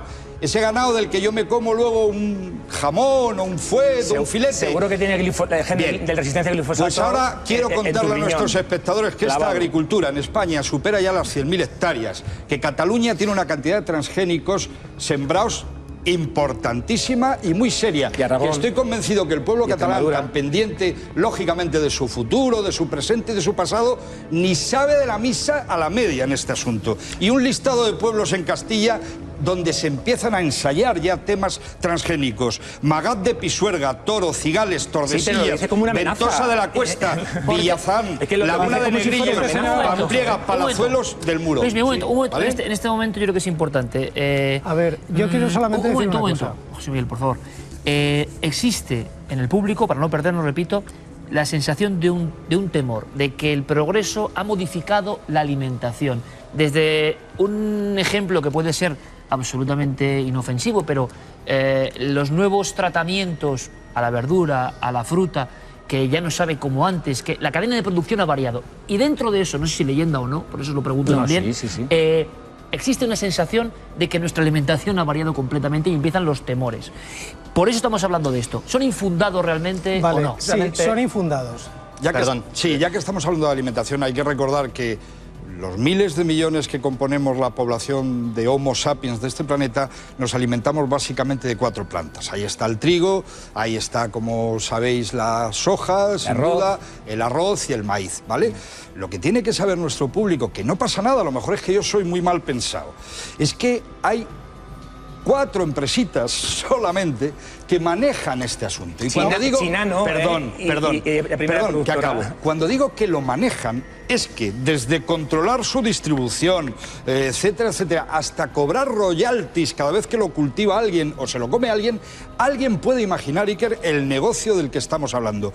Pasaron, y es curioso, este circuito de los pesticidas a esta otra cosa que es manejar la alimentación mundial, y haciéndolo además con sistemas que aquí no vamos a tratar, que de alguna manera obligan a los gobiernos a decir, bueno, trágala, ¿no? ¿Por qué? Porque hay un poder real, porque hay una economía vinculada a este hecho que a mí me entristece y me pone muy nervioso. A ver, tú creo que no sabes lo que es una semilla transgénica, y así lo tengo que decir, porque para empezar, déjame hablar ahora, porque es que he oído unas cosas así peculiares. Has empezado hablando de Brasil. Mira, te voy a poner el ejemplo de Brasil, que conozco muy de cerca. Brasil era un país que cuando llegó Lula da Silva al poder, en su programa electoral era no a los transgénicos. Cuando llegó, vio que Argentina se estaba forrando y que los agricultores los estaban sembrando de estrangis y los autorizó. Y como vio que ganaban dinero, dijo, ¿por qué tiene que ganar dinero una empresa? Y creó una empresa pública que se llama Embrapa, que está haciendo transgénicos dependiendo del país y que tiene la pedida... Déjame tiene que acabe. 40 años. Déjame que acabe. Estás diciendo algo que no es así. Y ahora está sembrando transgénicos. Es como el antiguo Irida español. ¿Y está sembrando transgénicos, sí o no? ¿El qué? ¿Embrapa hace transgénicos, sí o no? Es terrible lo de Brasil. ¿Hace transgénicos? Es terrible. Y Brasil entero... ¿Sí o no? Sí. Hace transgénicos, eso es lo que quería, no hay más preguntas. Es terrible porque además el transgénico, hay que contar que el 30% de lo que transportan los camiones de soja se pierde por el camino. Es un monocultivo que no da de comer a nadie. Se utilizan máquinas... a los españoles que lo cultivan. ¿Y para qué se siembra? Desiertos verdes, no dan trabajo. No dan trabajo. No se emplea. Un poco de seriedad, Miguel. Un momento. Hacemos una pausa. José Miguel ha dicho una cosa muy interesante. Un poco de seriedad, Miguel. Seriedad toda la del mundo. Y cabreo. Díselo a los agricultores españoles de monocultivo no dan trabajo. ¿Tú qué le vas a decir a un agricultor español que siembre transgénicos? Monocultivo no da trabajo a nadie. Son desiertos verdes. Pues ves a Jaén y díselo a los que plantan olivares. No da trabajo a nadie. ¿Ves a Jaén? José Miguel, por favor, en este momento vamos a dar paso, porque es el momento clímax, que duda cabe. Sí quiero preguntar a los dos científicos por qué entonces esta mala fama, ¿no? ¿Por qué? ¿De dónde viene? Ahora me contestéis, hemos lanzado una encuesta, tanto en la calle como a nivel de votación, como todas las semanas, y estos son los resultados, Carmen. Pues sí, que como siempre hacemos, hemos lanzado una pregunta: ¿alimentos transgénicos, avance o peligro para la salud? Y en esta ocasión el público lo tiene clarísimo. Peligro, un 85,2% de los votos, frente a avance, tan solo el 14,8% de las personas que han votado. Pero además hemos sacado las cámaras a la calle para hacerles la misma pregunta. ¿Verdaderamente es un avance o es un peligro el consumir alimentos transgénicos? Y esto nos han contestado. Pues son perjudiciales, evidentemente. Estoy a favor de todo lo que produzca la tierra, que sea natural y que no esté manipulado. Bueno, pues yo creo que más bien son perjudiciales. Hombre, supuestamente tiene que estar verificado por sanidad, o sea que se supone que todo ha pasado pruebas, análisis y demás, o sea que no debería, ¿no? Porque no son naturales y porque cada vez hay más enfermedades. Tengo un marido con cáncer y a lo mejor es de esas cosas. Vaya usted a saber. Y se ha mejorado mucho la productividad agrícola, ¿no?, con los transgénicos. Lo que pasa es que efectivamente, si no están bajo control, pues pueden degenerar. Yo, por lo que he leído y me he informado, realmente los beneficios o los problemas para la salud no son tales, y lo que sí que está claro es que la producción que se tiene es bastante más alta y permite que mucha gente coma que no tendría sino otra manera de poder comer, ¿no? Sí, son buenos, pero no se sabe suficiente sobre ellos y puede haber un peligro colateral para la salud. Además, como siempre hacemos, les damos la posibilidad de que nos transmitan sus preguntas para nosotros pues comentárselas a los expertos y que les puedan dar una contestación. Ángel Ruiz nos decía, somos lo que comemos. Si modificamos la genética en la alimentación, ¿no nos estamos modificando a su vez a nosotros mismos? Marta Díaz dice, ¿cómo sabemos si lo que comemos es transgénico o no? ¿Hay alguna normativa? Irene Gavilán, ¿ya se venden productos transgénicos? ¿Cuáles son? ¿En qué pueden afectar a nuestra salud o incluso a nuestra economía? Loreto Castaedo, ¿dónde podemos encontrar información contrastada sobre los transgénicos? Tony Begay dice, ya que las informaciones que nos dan de estos temas son escasas o simplemente nulas, ¿cómo podríamos informarnos más sobre este tema? Y Manuel Corrales dice, con esto no estaremos empobreciendo genéticamente y estaremos privando a la naturaleza el que evolucione naturalmente. Millones de años de evolución no pueden estar equivocados. Pues ahí están las preguntas, Iker, y se las lanzamos a nuestros expertos. Preguntas en general, claro, de espectadores que hablan de cierto oscurantismo, cómo sabemos lo que comemos, si es transgénico o no. Cuestiones que, claro, a nivel científico pueden estar muy claras, a nivel popular parece que hay esa sensación de que se nos oculta algo. ¿Por qué? ¿De dónde viene? Y sobre todo, hay que decirlo, la encuesta más desnivelada de todas las que hemos hecho en este par de temporadas con debates. Ahora escuchamos y ahora proponemos cuestiones, pero quiero saber vuestra opinión en concreto. 14,8, 85,2. Bien, ¿por qué la balanza está así si no hay razón para ese miedo? Hombre, ¿por qué? ¿De dónde surge? Solamente hay que ver lo que han estado diciendo por aquí, que ¿pero la por qué información tiene que hay... entonces Un mensaje negativo... Un mensaje negativo cala. Vale más que 4 papers, artículos científicos demostrados. ¿Solo es eso? Aunque sea falso. Sí, es que lo que dije antes de Gisco, o sea, que lo importante no es lo que ocurra. Cuando uno va a la literatura científica, la Asociación de Consumidores Alemana elaboró un informe que se llama Informe Vittel, que está en la web, y son consumidores, igual que la nuestra en España, consultando más de 600 artículos científicos de primera categoría, no ese del Seralini, donde se hablaba de transgénico, y solamente por buscando palabras claves en Internet, algo más inocuo que eso, imposible. Y elaboraron el informe final donde demuestran, y hablo de los consumidores alemanes, que efectivamente no hay nada que apunte a un peligro, ni para la biodiversidad, que eso depende de la práctica humana, no depende de la técnica en su... es como decir que un cuchillo, por definición, va a terminar con la civilización. El cuchillo depende de quién lo empuñe. Entonces, el informe Vittel lo comenta. Y hay un informe de un grupo de consumidores alemanes. Yo mismo trabajo en muchos medios, yo tenía mi propio programa de televisión hace un tiempo y salí a la calle con una manzana. ¿Usted se comería esta manzana? Hombre, qué rica, estupendo. Y se le dijera que es transgénica. En aquella época todavía la palabra no se conocía. ¿Es una marca? Pues no sé. Y se le dijera que está manipulada. No, por Dios, claro. Manipulada no, imposible. Se acabó. Hay que decir a los espectadores lo que es un transgénico, que llevamos aquí discutiendo con más o menos vehemencia y no hemos dicho lo que es un transgénico. Un transgénico es, por definición, cualquier organismo que lleva entre su ADN, entre su libro de la vida, lleva secuencia en principio de otro organismo, que puede ser de otro organismo de la misma especie, puede ser de otra especie, de otro reino. Incluso una amiga mía muy antitransgénica decía, si es que le ponen genes de escorpiones a la comida. Digo, perdona, la insulina sale de un gen humano que le meten a una bacteria que tenemos en el culo, que es la Escherichia coli. Y gracias a la insulina están viviendo muchos millones de personas. Pero día esa a día. manipulación, esa cosa que tú has contado ahora perfectamente, es la que evidentemente genera una mala fama tremenda. Pero esa manipulación es un problema, ¿no? Porque para la la ciencia no logra... Hay organismos en la naturaleza que utilizan esa manipulación como parte de su ciclo vital. Y gracias a la manipulación comemos hoy. El tomate está manipulado. Dirigirla. Porque es que nada de lo que comemos es natural, todo está manipulado.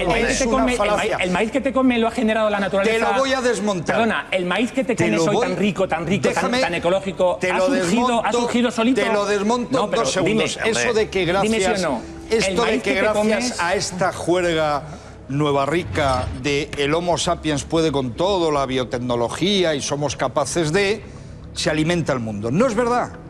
Si se apostara por esa agricultura a la que desdeñáis, la tradicional, la de toda la vida, y no se jugara este jueguecito que encima nos lo venden como que es la solución, no pasaría esto. No pasaría que España está perdiendo soberanía alimentaria. Y lo están haciendo el resto de los países. Y me callo, Santi, que no te... Es que están mezclando aquí. Ahora sí que no es la misma cosa, es una cuestión política. Quería decir una cosa al hilo de lo que has dicho. No es lo mismo lo que se viene haciendo desde el Neolítico a lo que se está haciendo ahora. No. Vamos a ver, el maíz que te comes hoy, ese maíz ecológico, tan rico, tan bueno, tan fresquico, como decía un chiste de gazpacho, que es muy bonito, ese maíz, ¿cómo ha llegado hasta nuestros días? Por cría selectiva y por hibridación. ¿Y eso qué es? Eso No básicamente... es eso. Espera, déjame un momento. ¿Eso Sí. qué es, Francisco? Eso es básicamente... ¿El triticale qué es? Vamos Que a es ver. un trigo, centeno, se mezcla Sí, y sale. ¿Eso qué es? ¿Y una mula No, qué es? ¿Y el no es. cochino Una jabalí? mula es un burro. Yo estoy a favor ¿a qué queréis de llegar? eso. A donde quiero llegar es que la una manipulación mula, que es un genética burro está y un desde que el caballo, hombre está es bien. hombre. Pero mezclar genes de un burro y Mira, una el cucaracha tomate a lo es mejor ya no está tan bien. Ellos están jugando al jueguecito de engañarnos con que un híbrido. Aquí nadie ha engañado a con que un nadie. híbrido, Engaña. es decir, una Perdona. burrita y un Te paso- caballo te paso el como informe resultado Vitel de da los un consumidores tipo de alemanes. animal Perdona, que llevaba a aquí- San José y a la Para Virgen entendernos, es a Belén. Lo están intentando No, perdona, aquí mezclar nadie ha con esta engañado a cosa. nadie. Que este señor no tenga ni idea. La agricultura José de Antonio. Francia. A ver, que este señor esté confundiendo términos no es que estemos engañando. La mayoría de las especies se han hecho primero por hibridación y luego por mutagénesis inducida, tratándolas con radioactividad. Con radiación gamma, el pomelo rosado, por hacerlas ejemplo. que muten y así es todo el arroz, las judías Pero que estamos entonces no comiendo. comemos, José Miguel, no comemos, tú decías, te he escuchado más o menos en mitad de la Sí, vorágine, cuando me ha dejado que hablar no el señor comemos ese. nada. Natural, claro que no. En la naturaleza que hay de comer si todo es tóxico. El tomate, el rojo del tomate A te ver, avisa, otra cuidado, cosa, mira, te quiero provengo hacer de una una familia de pregunta. tóxicos. Te La quiero hacer belladona, una por pregunta. ejemplo. Somos 7.000 millones de personas Sí. en el mundo. Sí. ¿Tú crees que la agricultura ecológica les puede dar de comer a todos? La agricultura ecológica, tal y como tú la planteas, es como una cosa No, naif, como viene la rarísima. normativa. Es una cosa muy cara y que solamente da de comer Lo a más 4 pijos. ¿Sabes cómo podemos comer todos? Como de hecho hemos comido hasta que Perdona. alguien ha metido la mano en este negocio, Perdona. que no lo es. Nunca de la ha habido comida. tanta gente comiendo como Ocupando ahora. el territorio localmente, localizando el producto, aplicando las técnicas de hace miles de años, mejorándolas, modernizándolas y sobre todo te voy a decir una cosa. O sea, problemas del futuro con pensando técnicas del que la pasado. tierra, querido amigo, no la has heredado de tus mayores, se la has tomado prestada a tus hijos. Vale, el marxismo Pensando lechuguismo. en eso. Perfecto. ¿Cómo le has dicho? Marxismo lechuguismo. me estás Marxismo, diciendo. lechuguismo, pues tú payasismo al cachofismo. Anda. Bueno, Anda, venga, anda, tranquilidad, tranquilidad. tranquilidad. La ignorancia es muy respeto a los atrevida, payasos. pero estás Venga, diciendo a unas ver, tonterías. Hay una cosa con Demencia bien, pero vamos Demencia, a sí, perdón, respetarnos sí, todos. Venga, perdón. Luismi. Por Un momento, favor. es que si no es interminable. Claro, perdón. esto demuestra que el debate es intenso, ¿no? Y que hay dos posturas muy claras. Vosotros como científicos, y os pido por favor ya, porque... Brevedad. Sí, podéis asegurar, ¿no? Porque muchas personas piensan, bueno, si en los años 50 o la historia del DDT, todas las que ya sabemos, la gente estaba confiada, ¿por qué no puede estar ocurriendo lo mismo? Vosotros como científicos podéis asegurar en el 2012 que estos transgénicos no van a dar ningún problema. Mira, has dicho lo de DDT, que conste que DDT se sigue utilizando y sigue manteniendo a raya el mosquito que causa la malaria, que mata a mucha gente en el mundo. O sea, que eso también habría que, Mosquito que mata la malaria. también habría que comentarlo. Los transgénicos, insisto, es una tecnología, es una biotecnología. Y tiene una regulación ética. Es que mezclabas ética y moral como si fuera lo mismo. No. La ética tiene una regulación. La bioética tiene sus comités internacionales de bioética y que lo avalan. ¿Participas tú?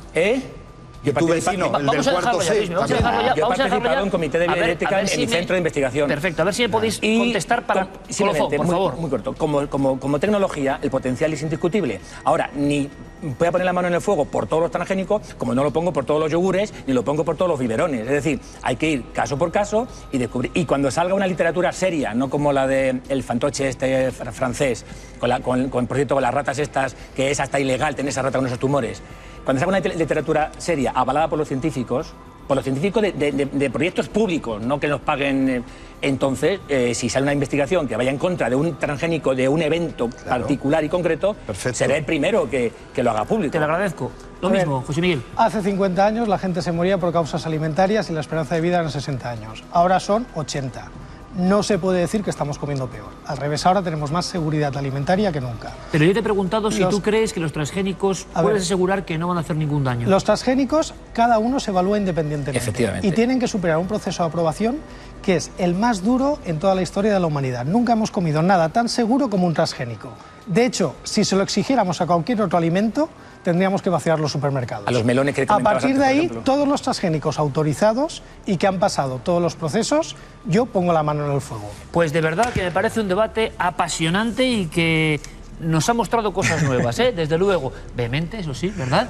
Porque, hombre, pero- estamos jugando con la alimentación y con esa sensación de que, por un lado, hay cortinas de humo, hay poderes ocultos, por otro, nunca se ha comido mejor que ahora. ¿Qué opinan ustedes?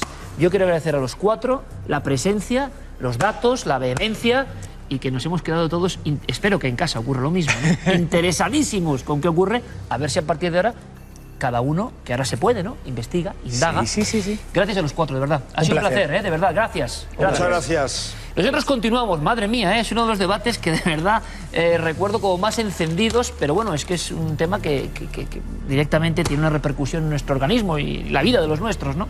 Continuamos en Cuarto Milenio, claro que sí, con muchas más cosas, muchos más contenidos.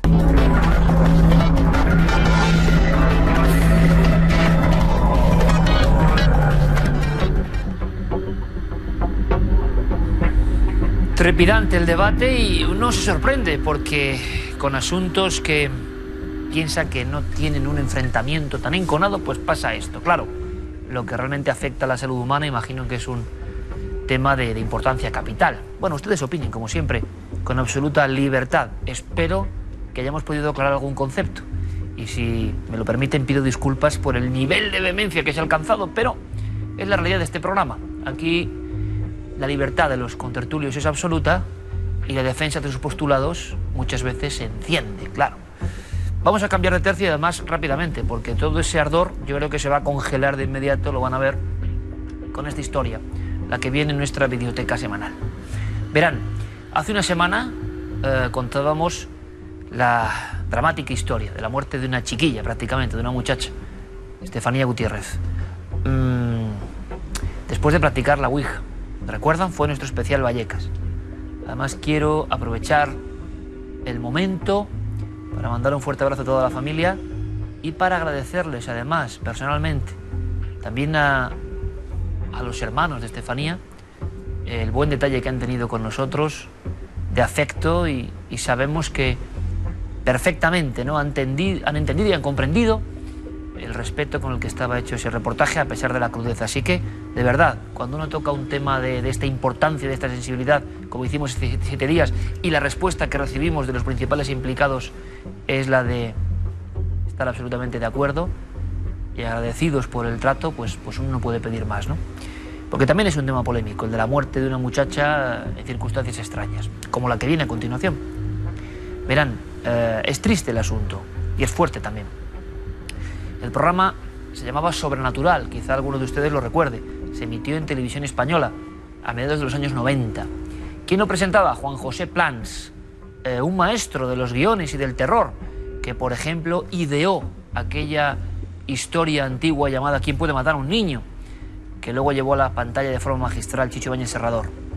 Bien, pues Sobrenatural hizo algo que me parece interesante y que no es fácil, lo sabemos por experiencia propia.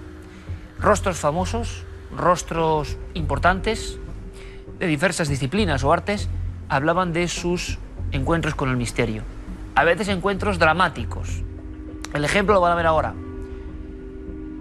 Concha Márquez Piquer cuenta cómo tiene un sueño terrible, tiene un sueño exacto con elementos que luego se cumplen de forma fatal. La víctima, su propia hija, Coral, que además quería pues buscarse un sitio, ¿no?, en el mundo de la canción siempre tan competido. Su madre, días antes, soñó con lo que iba a ocurrir. Es un documento estremecedor, lo recordamos. Efectivamente soñé con que mi hija venía en un ataúd de un color plateado y lo soñé 15 días antes de que se marchara a Estados Unidos. Pensé que era una pesadilla, como muchas que he tenido en mi vida y luego no, gracias a Dios, no se han cumplido para nada. Y luego pues esta pues resulta que fue verdad. Vino en un ataúd de ese color y fue pues un sueño que se hizo realidad, desgraciadamente. Concha me contó este sueño y realmente me dejó francamente preocupado porque ya había ocurrido otras veces en las que Concha me había comentado sueños, premoniciones, augurios y había resultado. Había ocasiones en las cuales Concha tenía premoniciones de hechos que podían ocurrir. Ramiro Oliveros, otro fenomenal actor español, sabía muy bien que su esposa Concha tenía en ocasiones este tipo de sueños. Sueños como los que tantas veces nos han remitido ustedes en sus cartas para el gabinete de expertos. Sueños que luego de repente se cumplen. Puede ser casualidad, puede ser azar trágico en muchas ocasiones. Puede ser que nosotros hilemos solo precisamente algo muy fuerte, muy traumático en nuestras vidas con algo que hemos soñado. Y puede ser también que muchas veces soñemos cosas que no tienen nada que ver con la realidad, que no se cumplen, que solo los quedemos con aquellas donde sí se da la carambola. Pero claro, un ataúd de cierto color, ella echándose encima, en fin, una cosa tremenda y que imagino que es inconcebible en su dolor, ¿no? Pero ellos, y con frialdad, lo contaban así. No era la primera vez que les ocurría. Tenía ese don de alguna forma esta mujer, lo tiene. Y claro, eso tiene una doble cara también. Desde fuera se puede pensar que qué suerte tener el don de ver cosas, ¿no? Claro, que si las cosas que uno ve no le excluyen a uno de la fatalidad, puede llegar a ser terrible. Sueños proféticos, es uno de los grandes temas del misterio y que nadie acaba de resolver, pero ocurren. Y la importancia de sobrenatural fue traer a personajes célebres a contarlo. Volveremos a recordar alguno de ellos a lo largo de esta temporada, sin duda alguna. Y ahora vamos, si les parece, con ese gabinete de expertos. Quizá nos espere algún tipo de premonición soñada.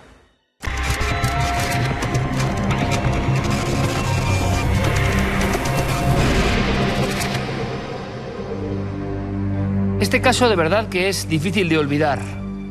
Hablábamos de historias, sucesos que tienen un gran poder psíquico. Van a comprobarlo.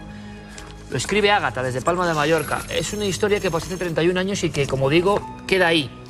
Su hermana, maestra en una guardería del barrio de Horta en Barcelona, y una puericultora también asiste a esta serie de hechos absolutamente insólitos. Verán, todo empieza con una gran llamarada, una especie de visión de una cosa flamígera que aparece en mitad de la habitación, que no quema nada, y después surge además un gran olor a gas.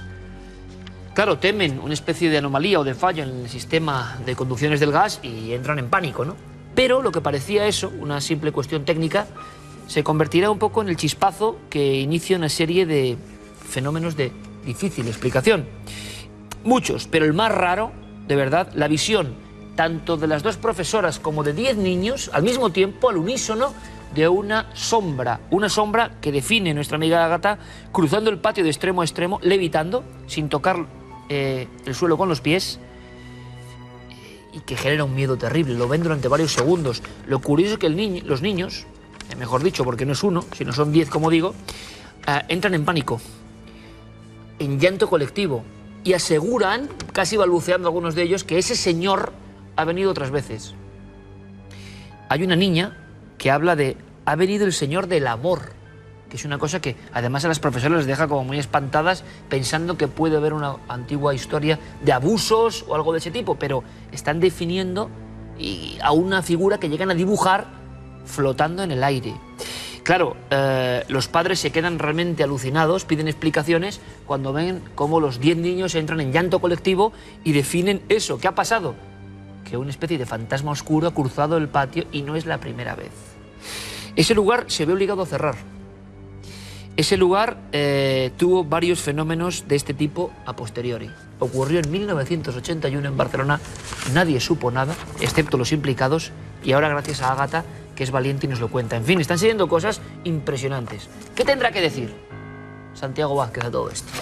La documentación de la parapsicología está repleta de casos, de testimonios de personas que afirman haber visto entidades, seres espirituales, seres etéreos. Son las apariciones, fantasmas y espectros. En este caso destaca, nos escribe Ágata desde Palma de Mallorca, Ágata su caso destaca porque hablamos de una aparición espectral colectiva que fue vista por varias personas al mismo tiempo que describen exactamente lo mismo, y entre esos testigos hay 10 niños que relatan exactamente lo mismo, la misma descripción. Antes de eso hubo un fenómeno en el lugar, minutos antes de producirse la aparición, de una llamarada de fuego en el aire, muy grande, muy espectacular. Es un fenómeno conocido en parapsicología, pirogénesis, la aparición de fuego sin causa natural que lo provoque. Ven después una sombra de gran estatura, vestida de negro, sin rasgos faciales, que va levitando sobre el aire, que aparece en una puerta levita, flota en el patio por encima de los niños y desaparece contra un muro. Bien, ¿qué cabe explicarse aquí? ¿Qué posibilidades? Yo descarto de principio ya la hipótesis alucinatoria, puesto que son muchos, varios los testigos que afirman haber visto eso mismo. Por lo tanto, caben dos hipótesis, como le digo a Ágata. En primer lugar, un fenómeno que se puede dar y es conocido, de contagio psíquico mediante un proceso telepático, hipótesis que yo relego a un plano inferior, en segundo lugar, y por otra parte la aparición de una formación espectral, de un espectro. Yo me decanto por los datos que nos da por esta segunda hipótesis. De cualquier forma, Ágata no tiene que temer absolutamente nada porque se da en un contexto dentro de la espectrogénesis vinculado al lugar y solamente es ahí, en ese lugar, donde se producen los fenómenos, donde se produce la aparición. Muchísimas gracias por su email y un saludo muy cordial.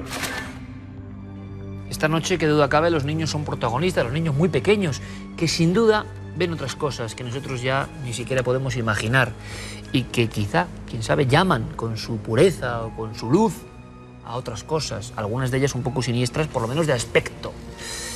Otra historia, curiosa, significativa. Hemos hecho el clip de estas dos porque son de verdad anómalas dentro de las anomalías, valga la redundancia. En este caso, el caso que nos comentaba Jonathan Lozano, él nos escribe desde Granada y nos comentaba que, bueno, como hace 5 o 6 años más o menos, decidió visitar junto a un amigo una cueva donde su madre le había contado que antes vivía una mujer muy anciana.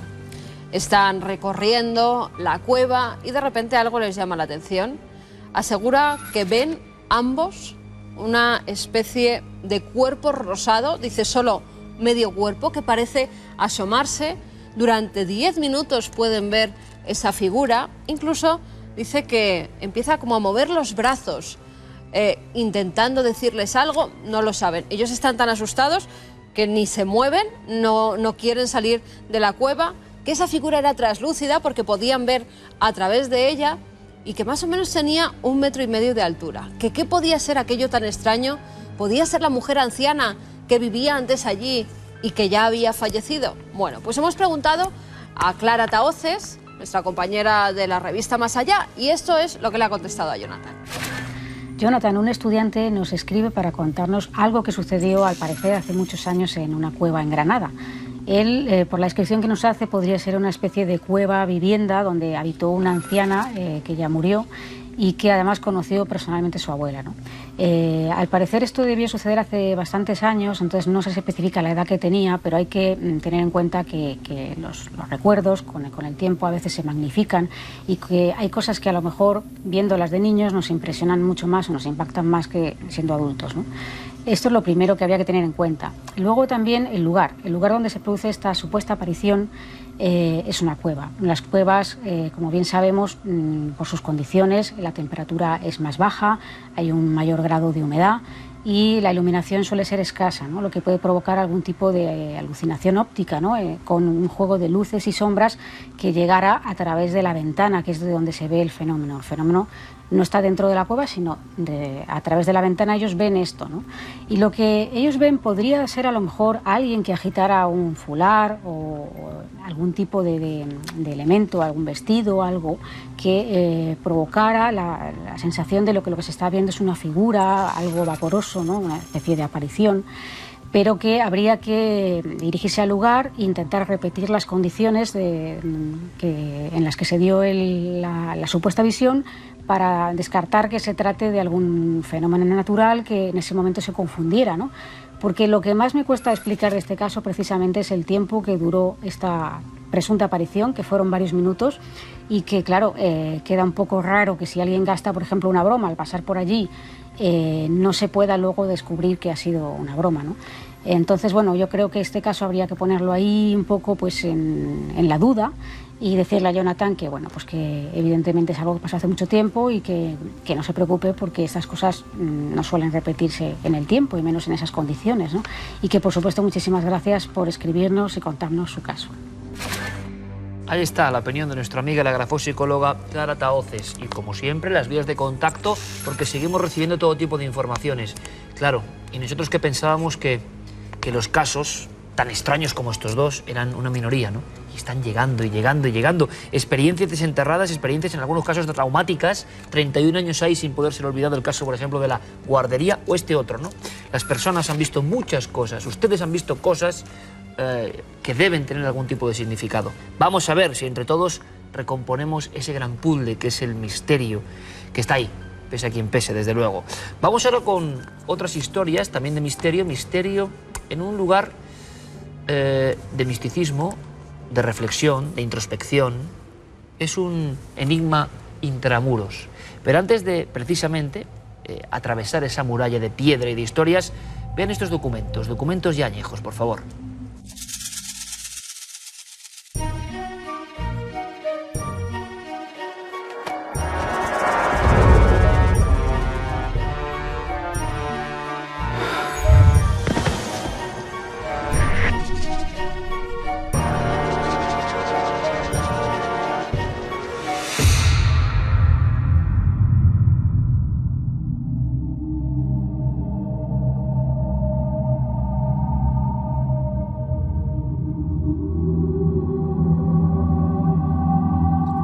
Acta de defunción, acta de defunción, acta de defunción, acta de defunción, así hasta 13.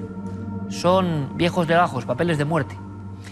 Es lo único que queda de una historia sorprendente.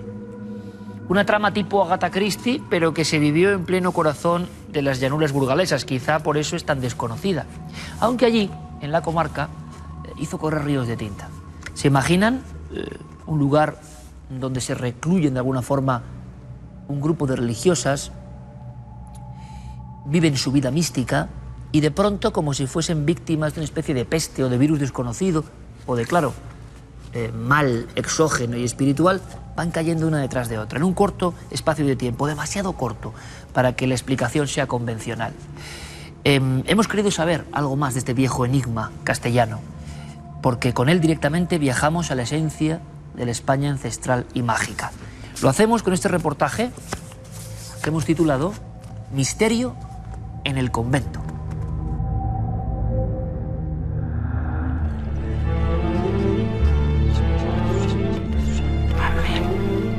Yo, don Basilio del Barrio, licenciado en Medicina y Cirugía, certifico que doña María Agustina, de 59 años de edad, natural de El Cairo, África, monja salesa, ha fallecido a las 10:06 del día de ayer en el convento de la Visitación de este pueblo a consecuencia de...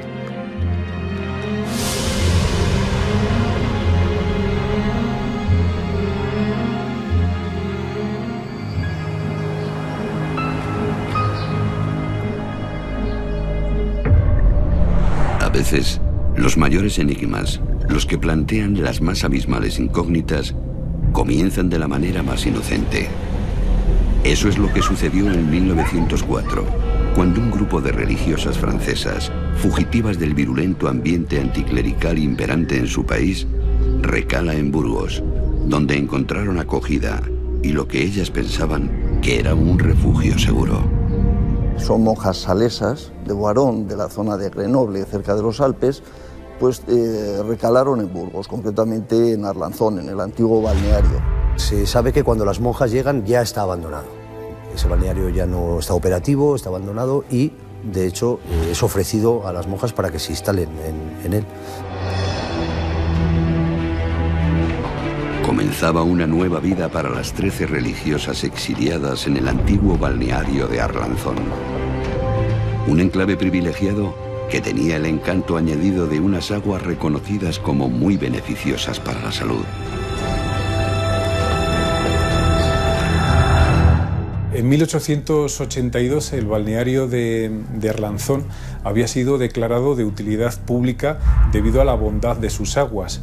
Era bastante común que la gente tomara aguas, como en este caso bicarbonatadas o ferruginosas, para sanar de ciertas enfermedades, reumatismos y enfermedades similares. Por oídas de mi madre, que creo que venían, que igual que se curaban de varias cosas, de riñón, de cualquier cosa, sí, sí.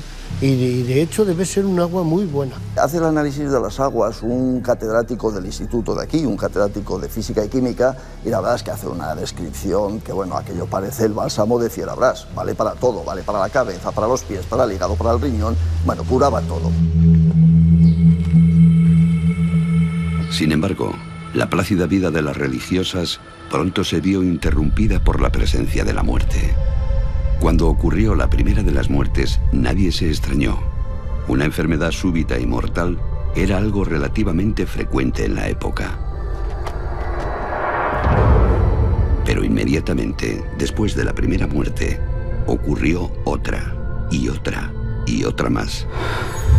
En tan solo 4 años, las 13 religiosas fallecieron de forma inexplicable, dejando tras sí 13 cruces de hierro como mudos testigos de la tragedia. El pueblo bullía en preguntas. ¿Qué maldición o qué desconocido mal se había adueñado de aquella infortunada comunidad? Los más supersticiosos achacaban el infortunio al mal fario del número 13. Otros pensaban que las monjas habían traído consigo alguna extraña dolencia. Pero la explicación más popular culpaba a las aguas del antiguo balneario. ¿Quién sabía qué peste o veneno se podía haber filtrado en el manantial antaño milagroso? Pues se hablaba tantas cosas, la gente hablaba de pues una peste, un esto, o que se había envenenado el agua, en fin, pero bueno, sí ha habido gente que tenía reparo siempre a beber ese agua, porque se comentaba eso, pues que de cuenta del agua, que se habían muerto las monjas. Se le coge temor, quizás por ese hecho, de las muertes repentinas, súbitas de estas monjas.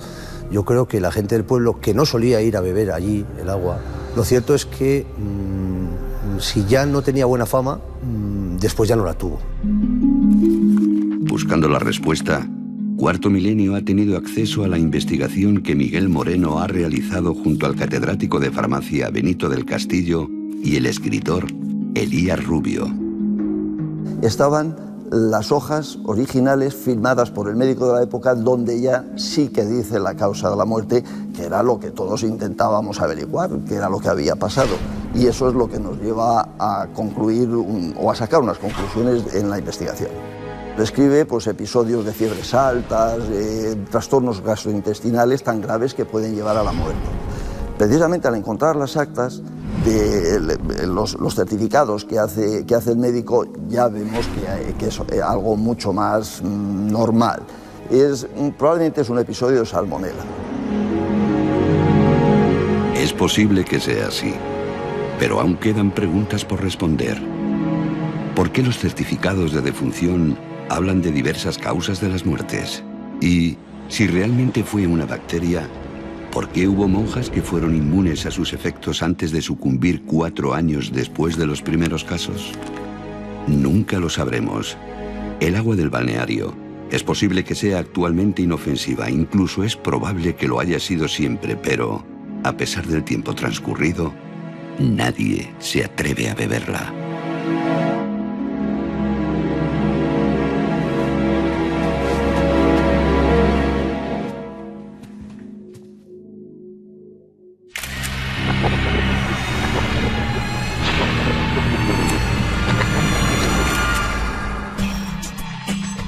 La primera fotografía de esta noche nos lleva hasta la Catedral de Barcelona. Desde allí nos la envía Paula Paredes. Nos decía que bueno, estaba una noche paseando con su pareja. Esta es la parte trasera de la Catedral Gótica. Ahí la tenemos. Decía que claro, el chico que está aquí, que estaba también paseando, pero que viendo las fotografías se dieron cuenta de que había algo detrás, justamente por donde está la puerta más o menos. Guillermo, como siempre hace, ha analizado la fotografía y nos dice que la verdad es que es realmente curiosa porque no vemos una sola imagen, sino 2. Aquí tenemos reflejadas como serían en diversas tonalidades y también, ahí lo pueden ver perfectamente, en positivo y en negativo. Serían 2 figuras, una como de un ensotanado y una figura blanquecina al lado. Bueno, hasta tal punto esta fotografía nos ha llamado la atención que hemos buscado todo tipo de estatuas o algún ornamento que pudiera haber en la parte trasera de la catedral, pero no hemos encontrado nada que pueda asemejarse a esas apariciones. ¿Podía ser una pareja que pasaba por allí y con las luces se refleja de esta forma, nos da ese aspecto? Podría ser. O podría ser también algo realmente extraño, con lo cual no hemos podido solucionar 100% esta fotografía tan extraña. Y nos vamos hasta Bucarest. David Cabanes estaba pasando allí unos días por trabajo, se instaló en un hotel y justo en la acera de enfrente se encontraba un edificio, ahí lo tenemos, abandonado. Nos decía que bueno, que había estancias semiderruidas, que estaba completamente cerrado, y desde la ventana de su habitación decidió realizar varias tomas. En una de ellas, viendo ya en el ordenador que se encontraba en su cuarto, fíjense lo que aparece. Él nos dice que ve una especie de niña pequeña que se asoma a través de la ventana. Guillermo nos apunta algo más, parece que tiene la cabeza reposando en una de sus manos. Bueno, ¿qué puede ser esto? Pues efecto óptico, pareidolia, como quieran ustedes llamarlo. Los elementos que todavía, al parecer, puede haber dentro de ese edificio semiderruido, en la noche, el ruido también que nos da por el teléfono móvil, porque es tomado por un teléfono móvil, han recreado una figura que realmente allí no estaba. 2 vías de contacto si tienen fotografías extrañas que desean que analicemos a través del correo electrónico cuartomilenio@4.com y también nuestro apartado de correos 18189 con el código de postal de Madrid 28080.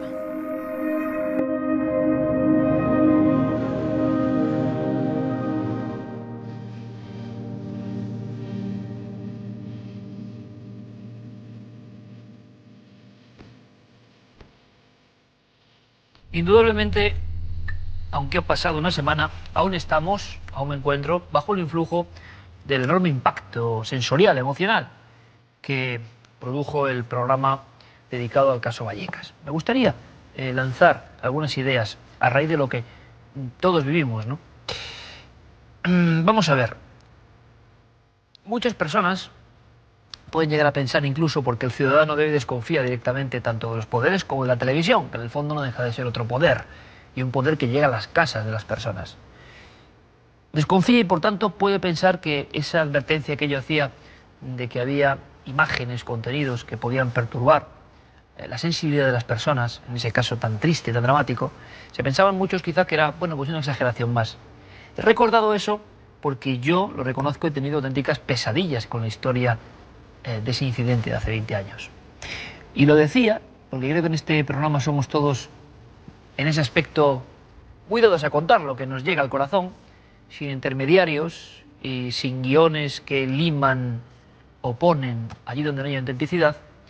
Por eso digo que yo sentí que tenía que hacer esa advertencia y ahora sé bien por qué.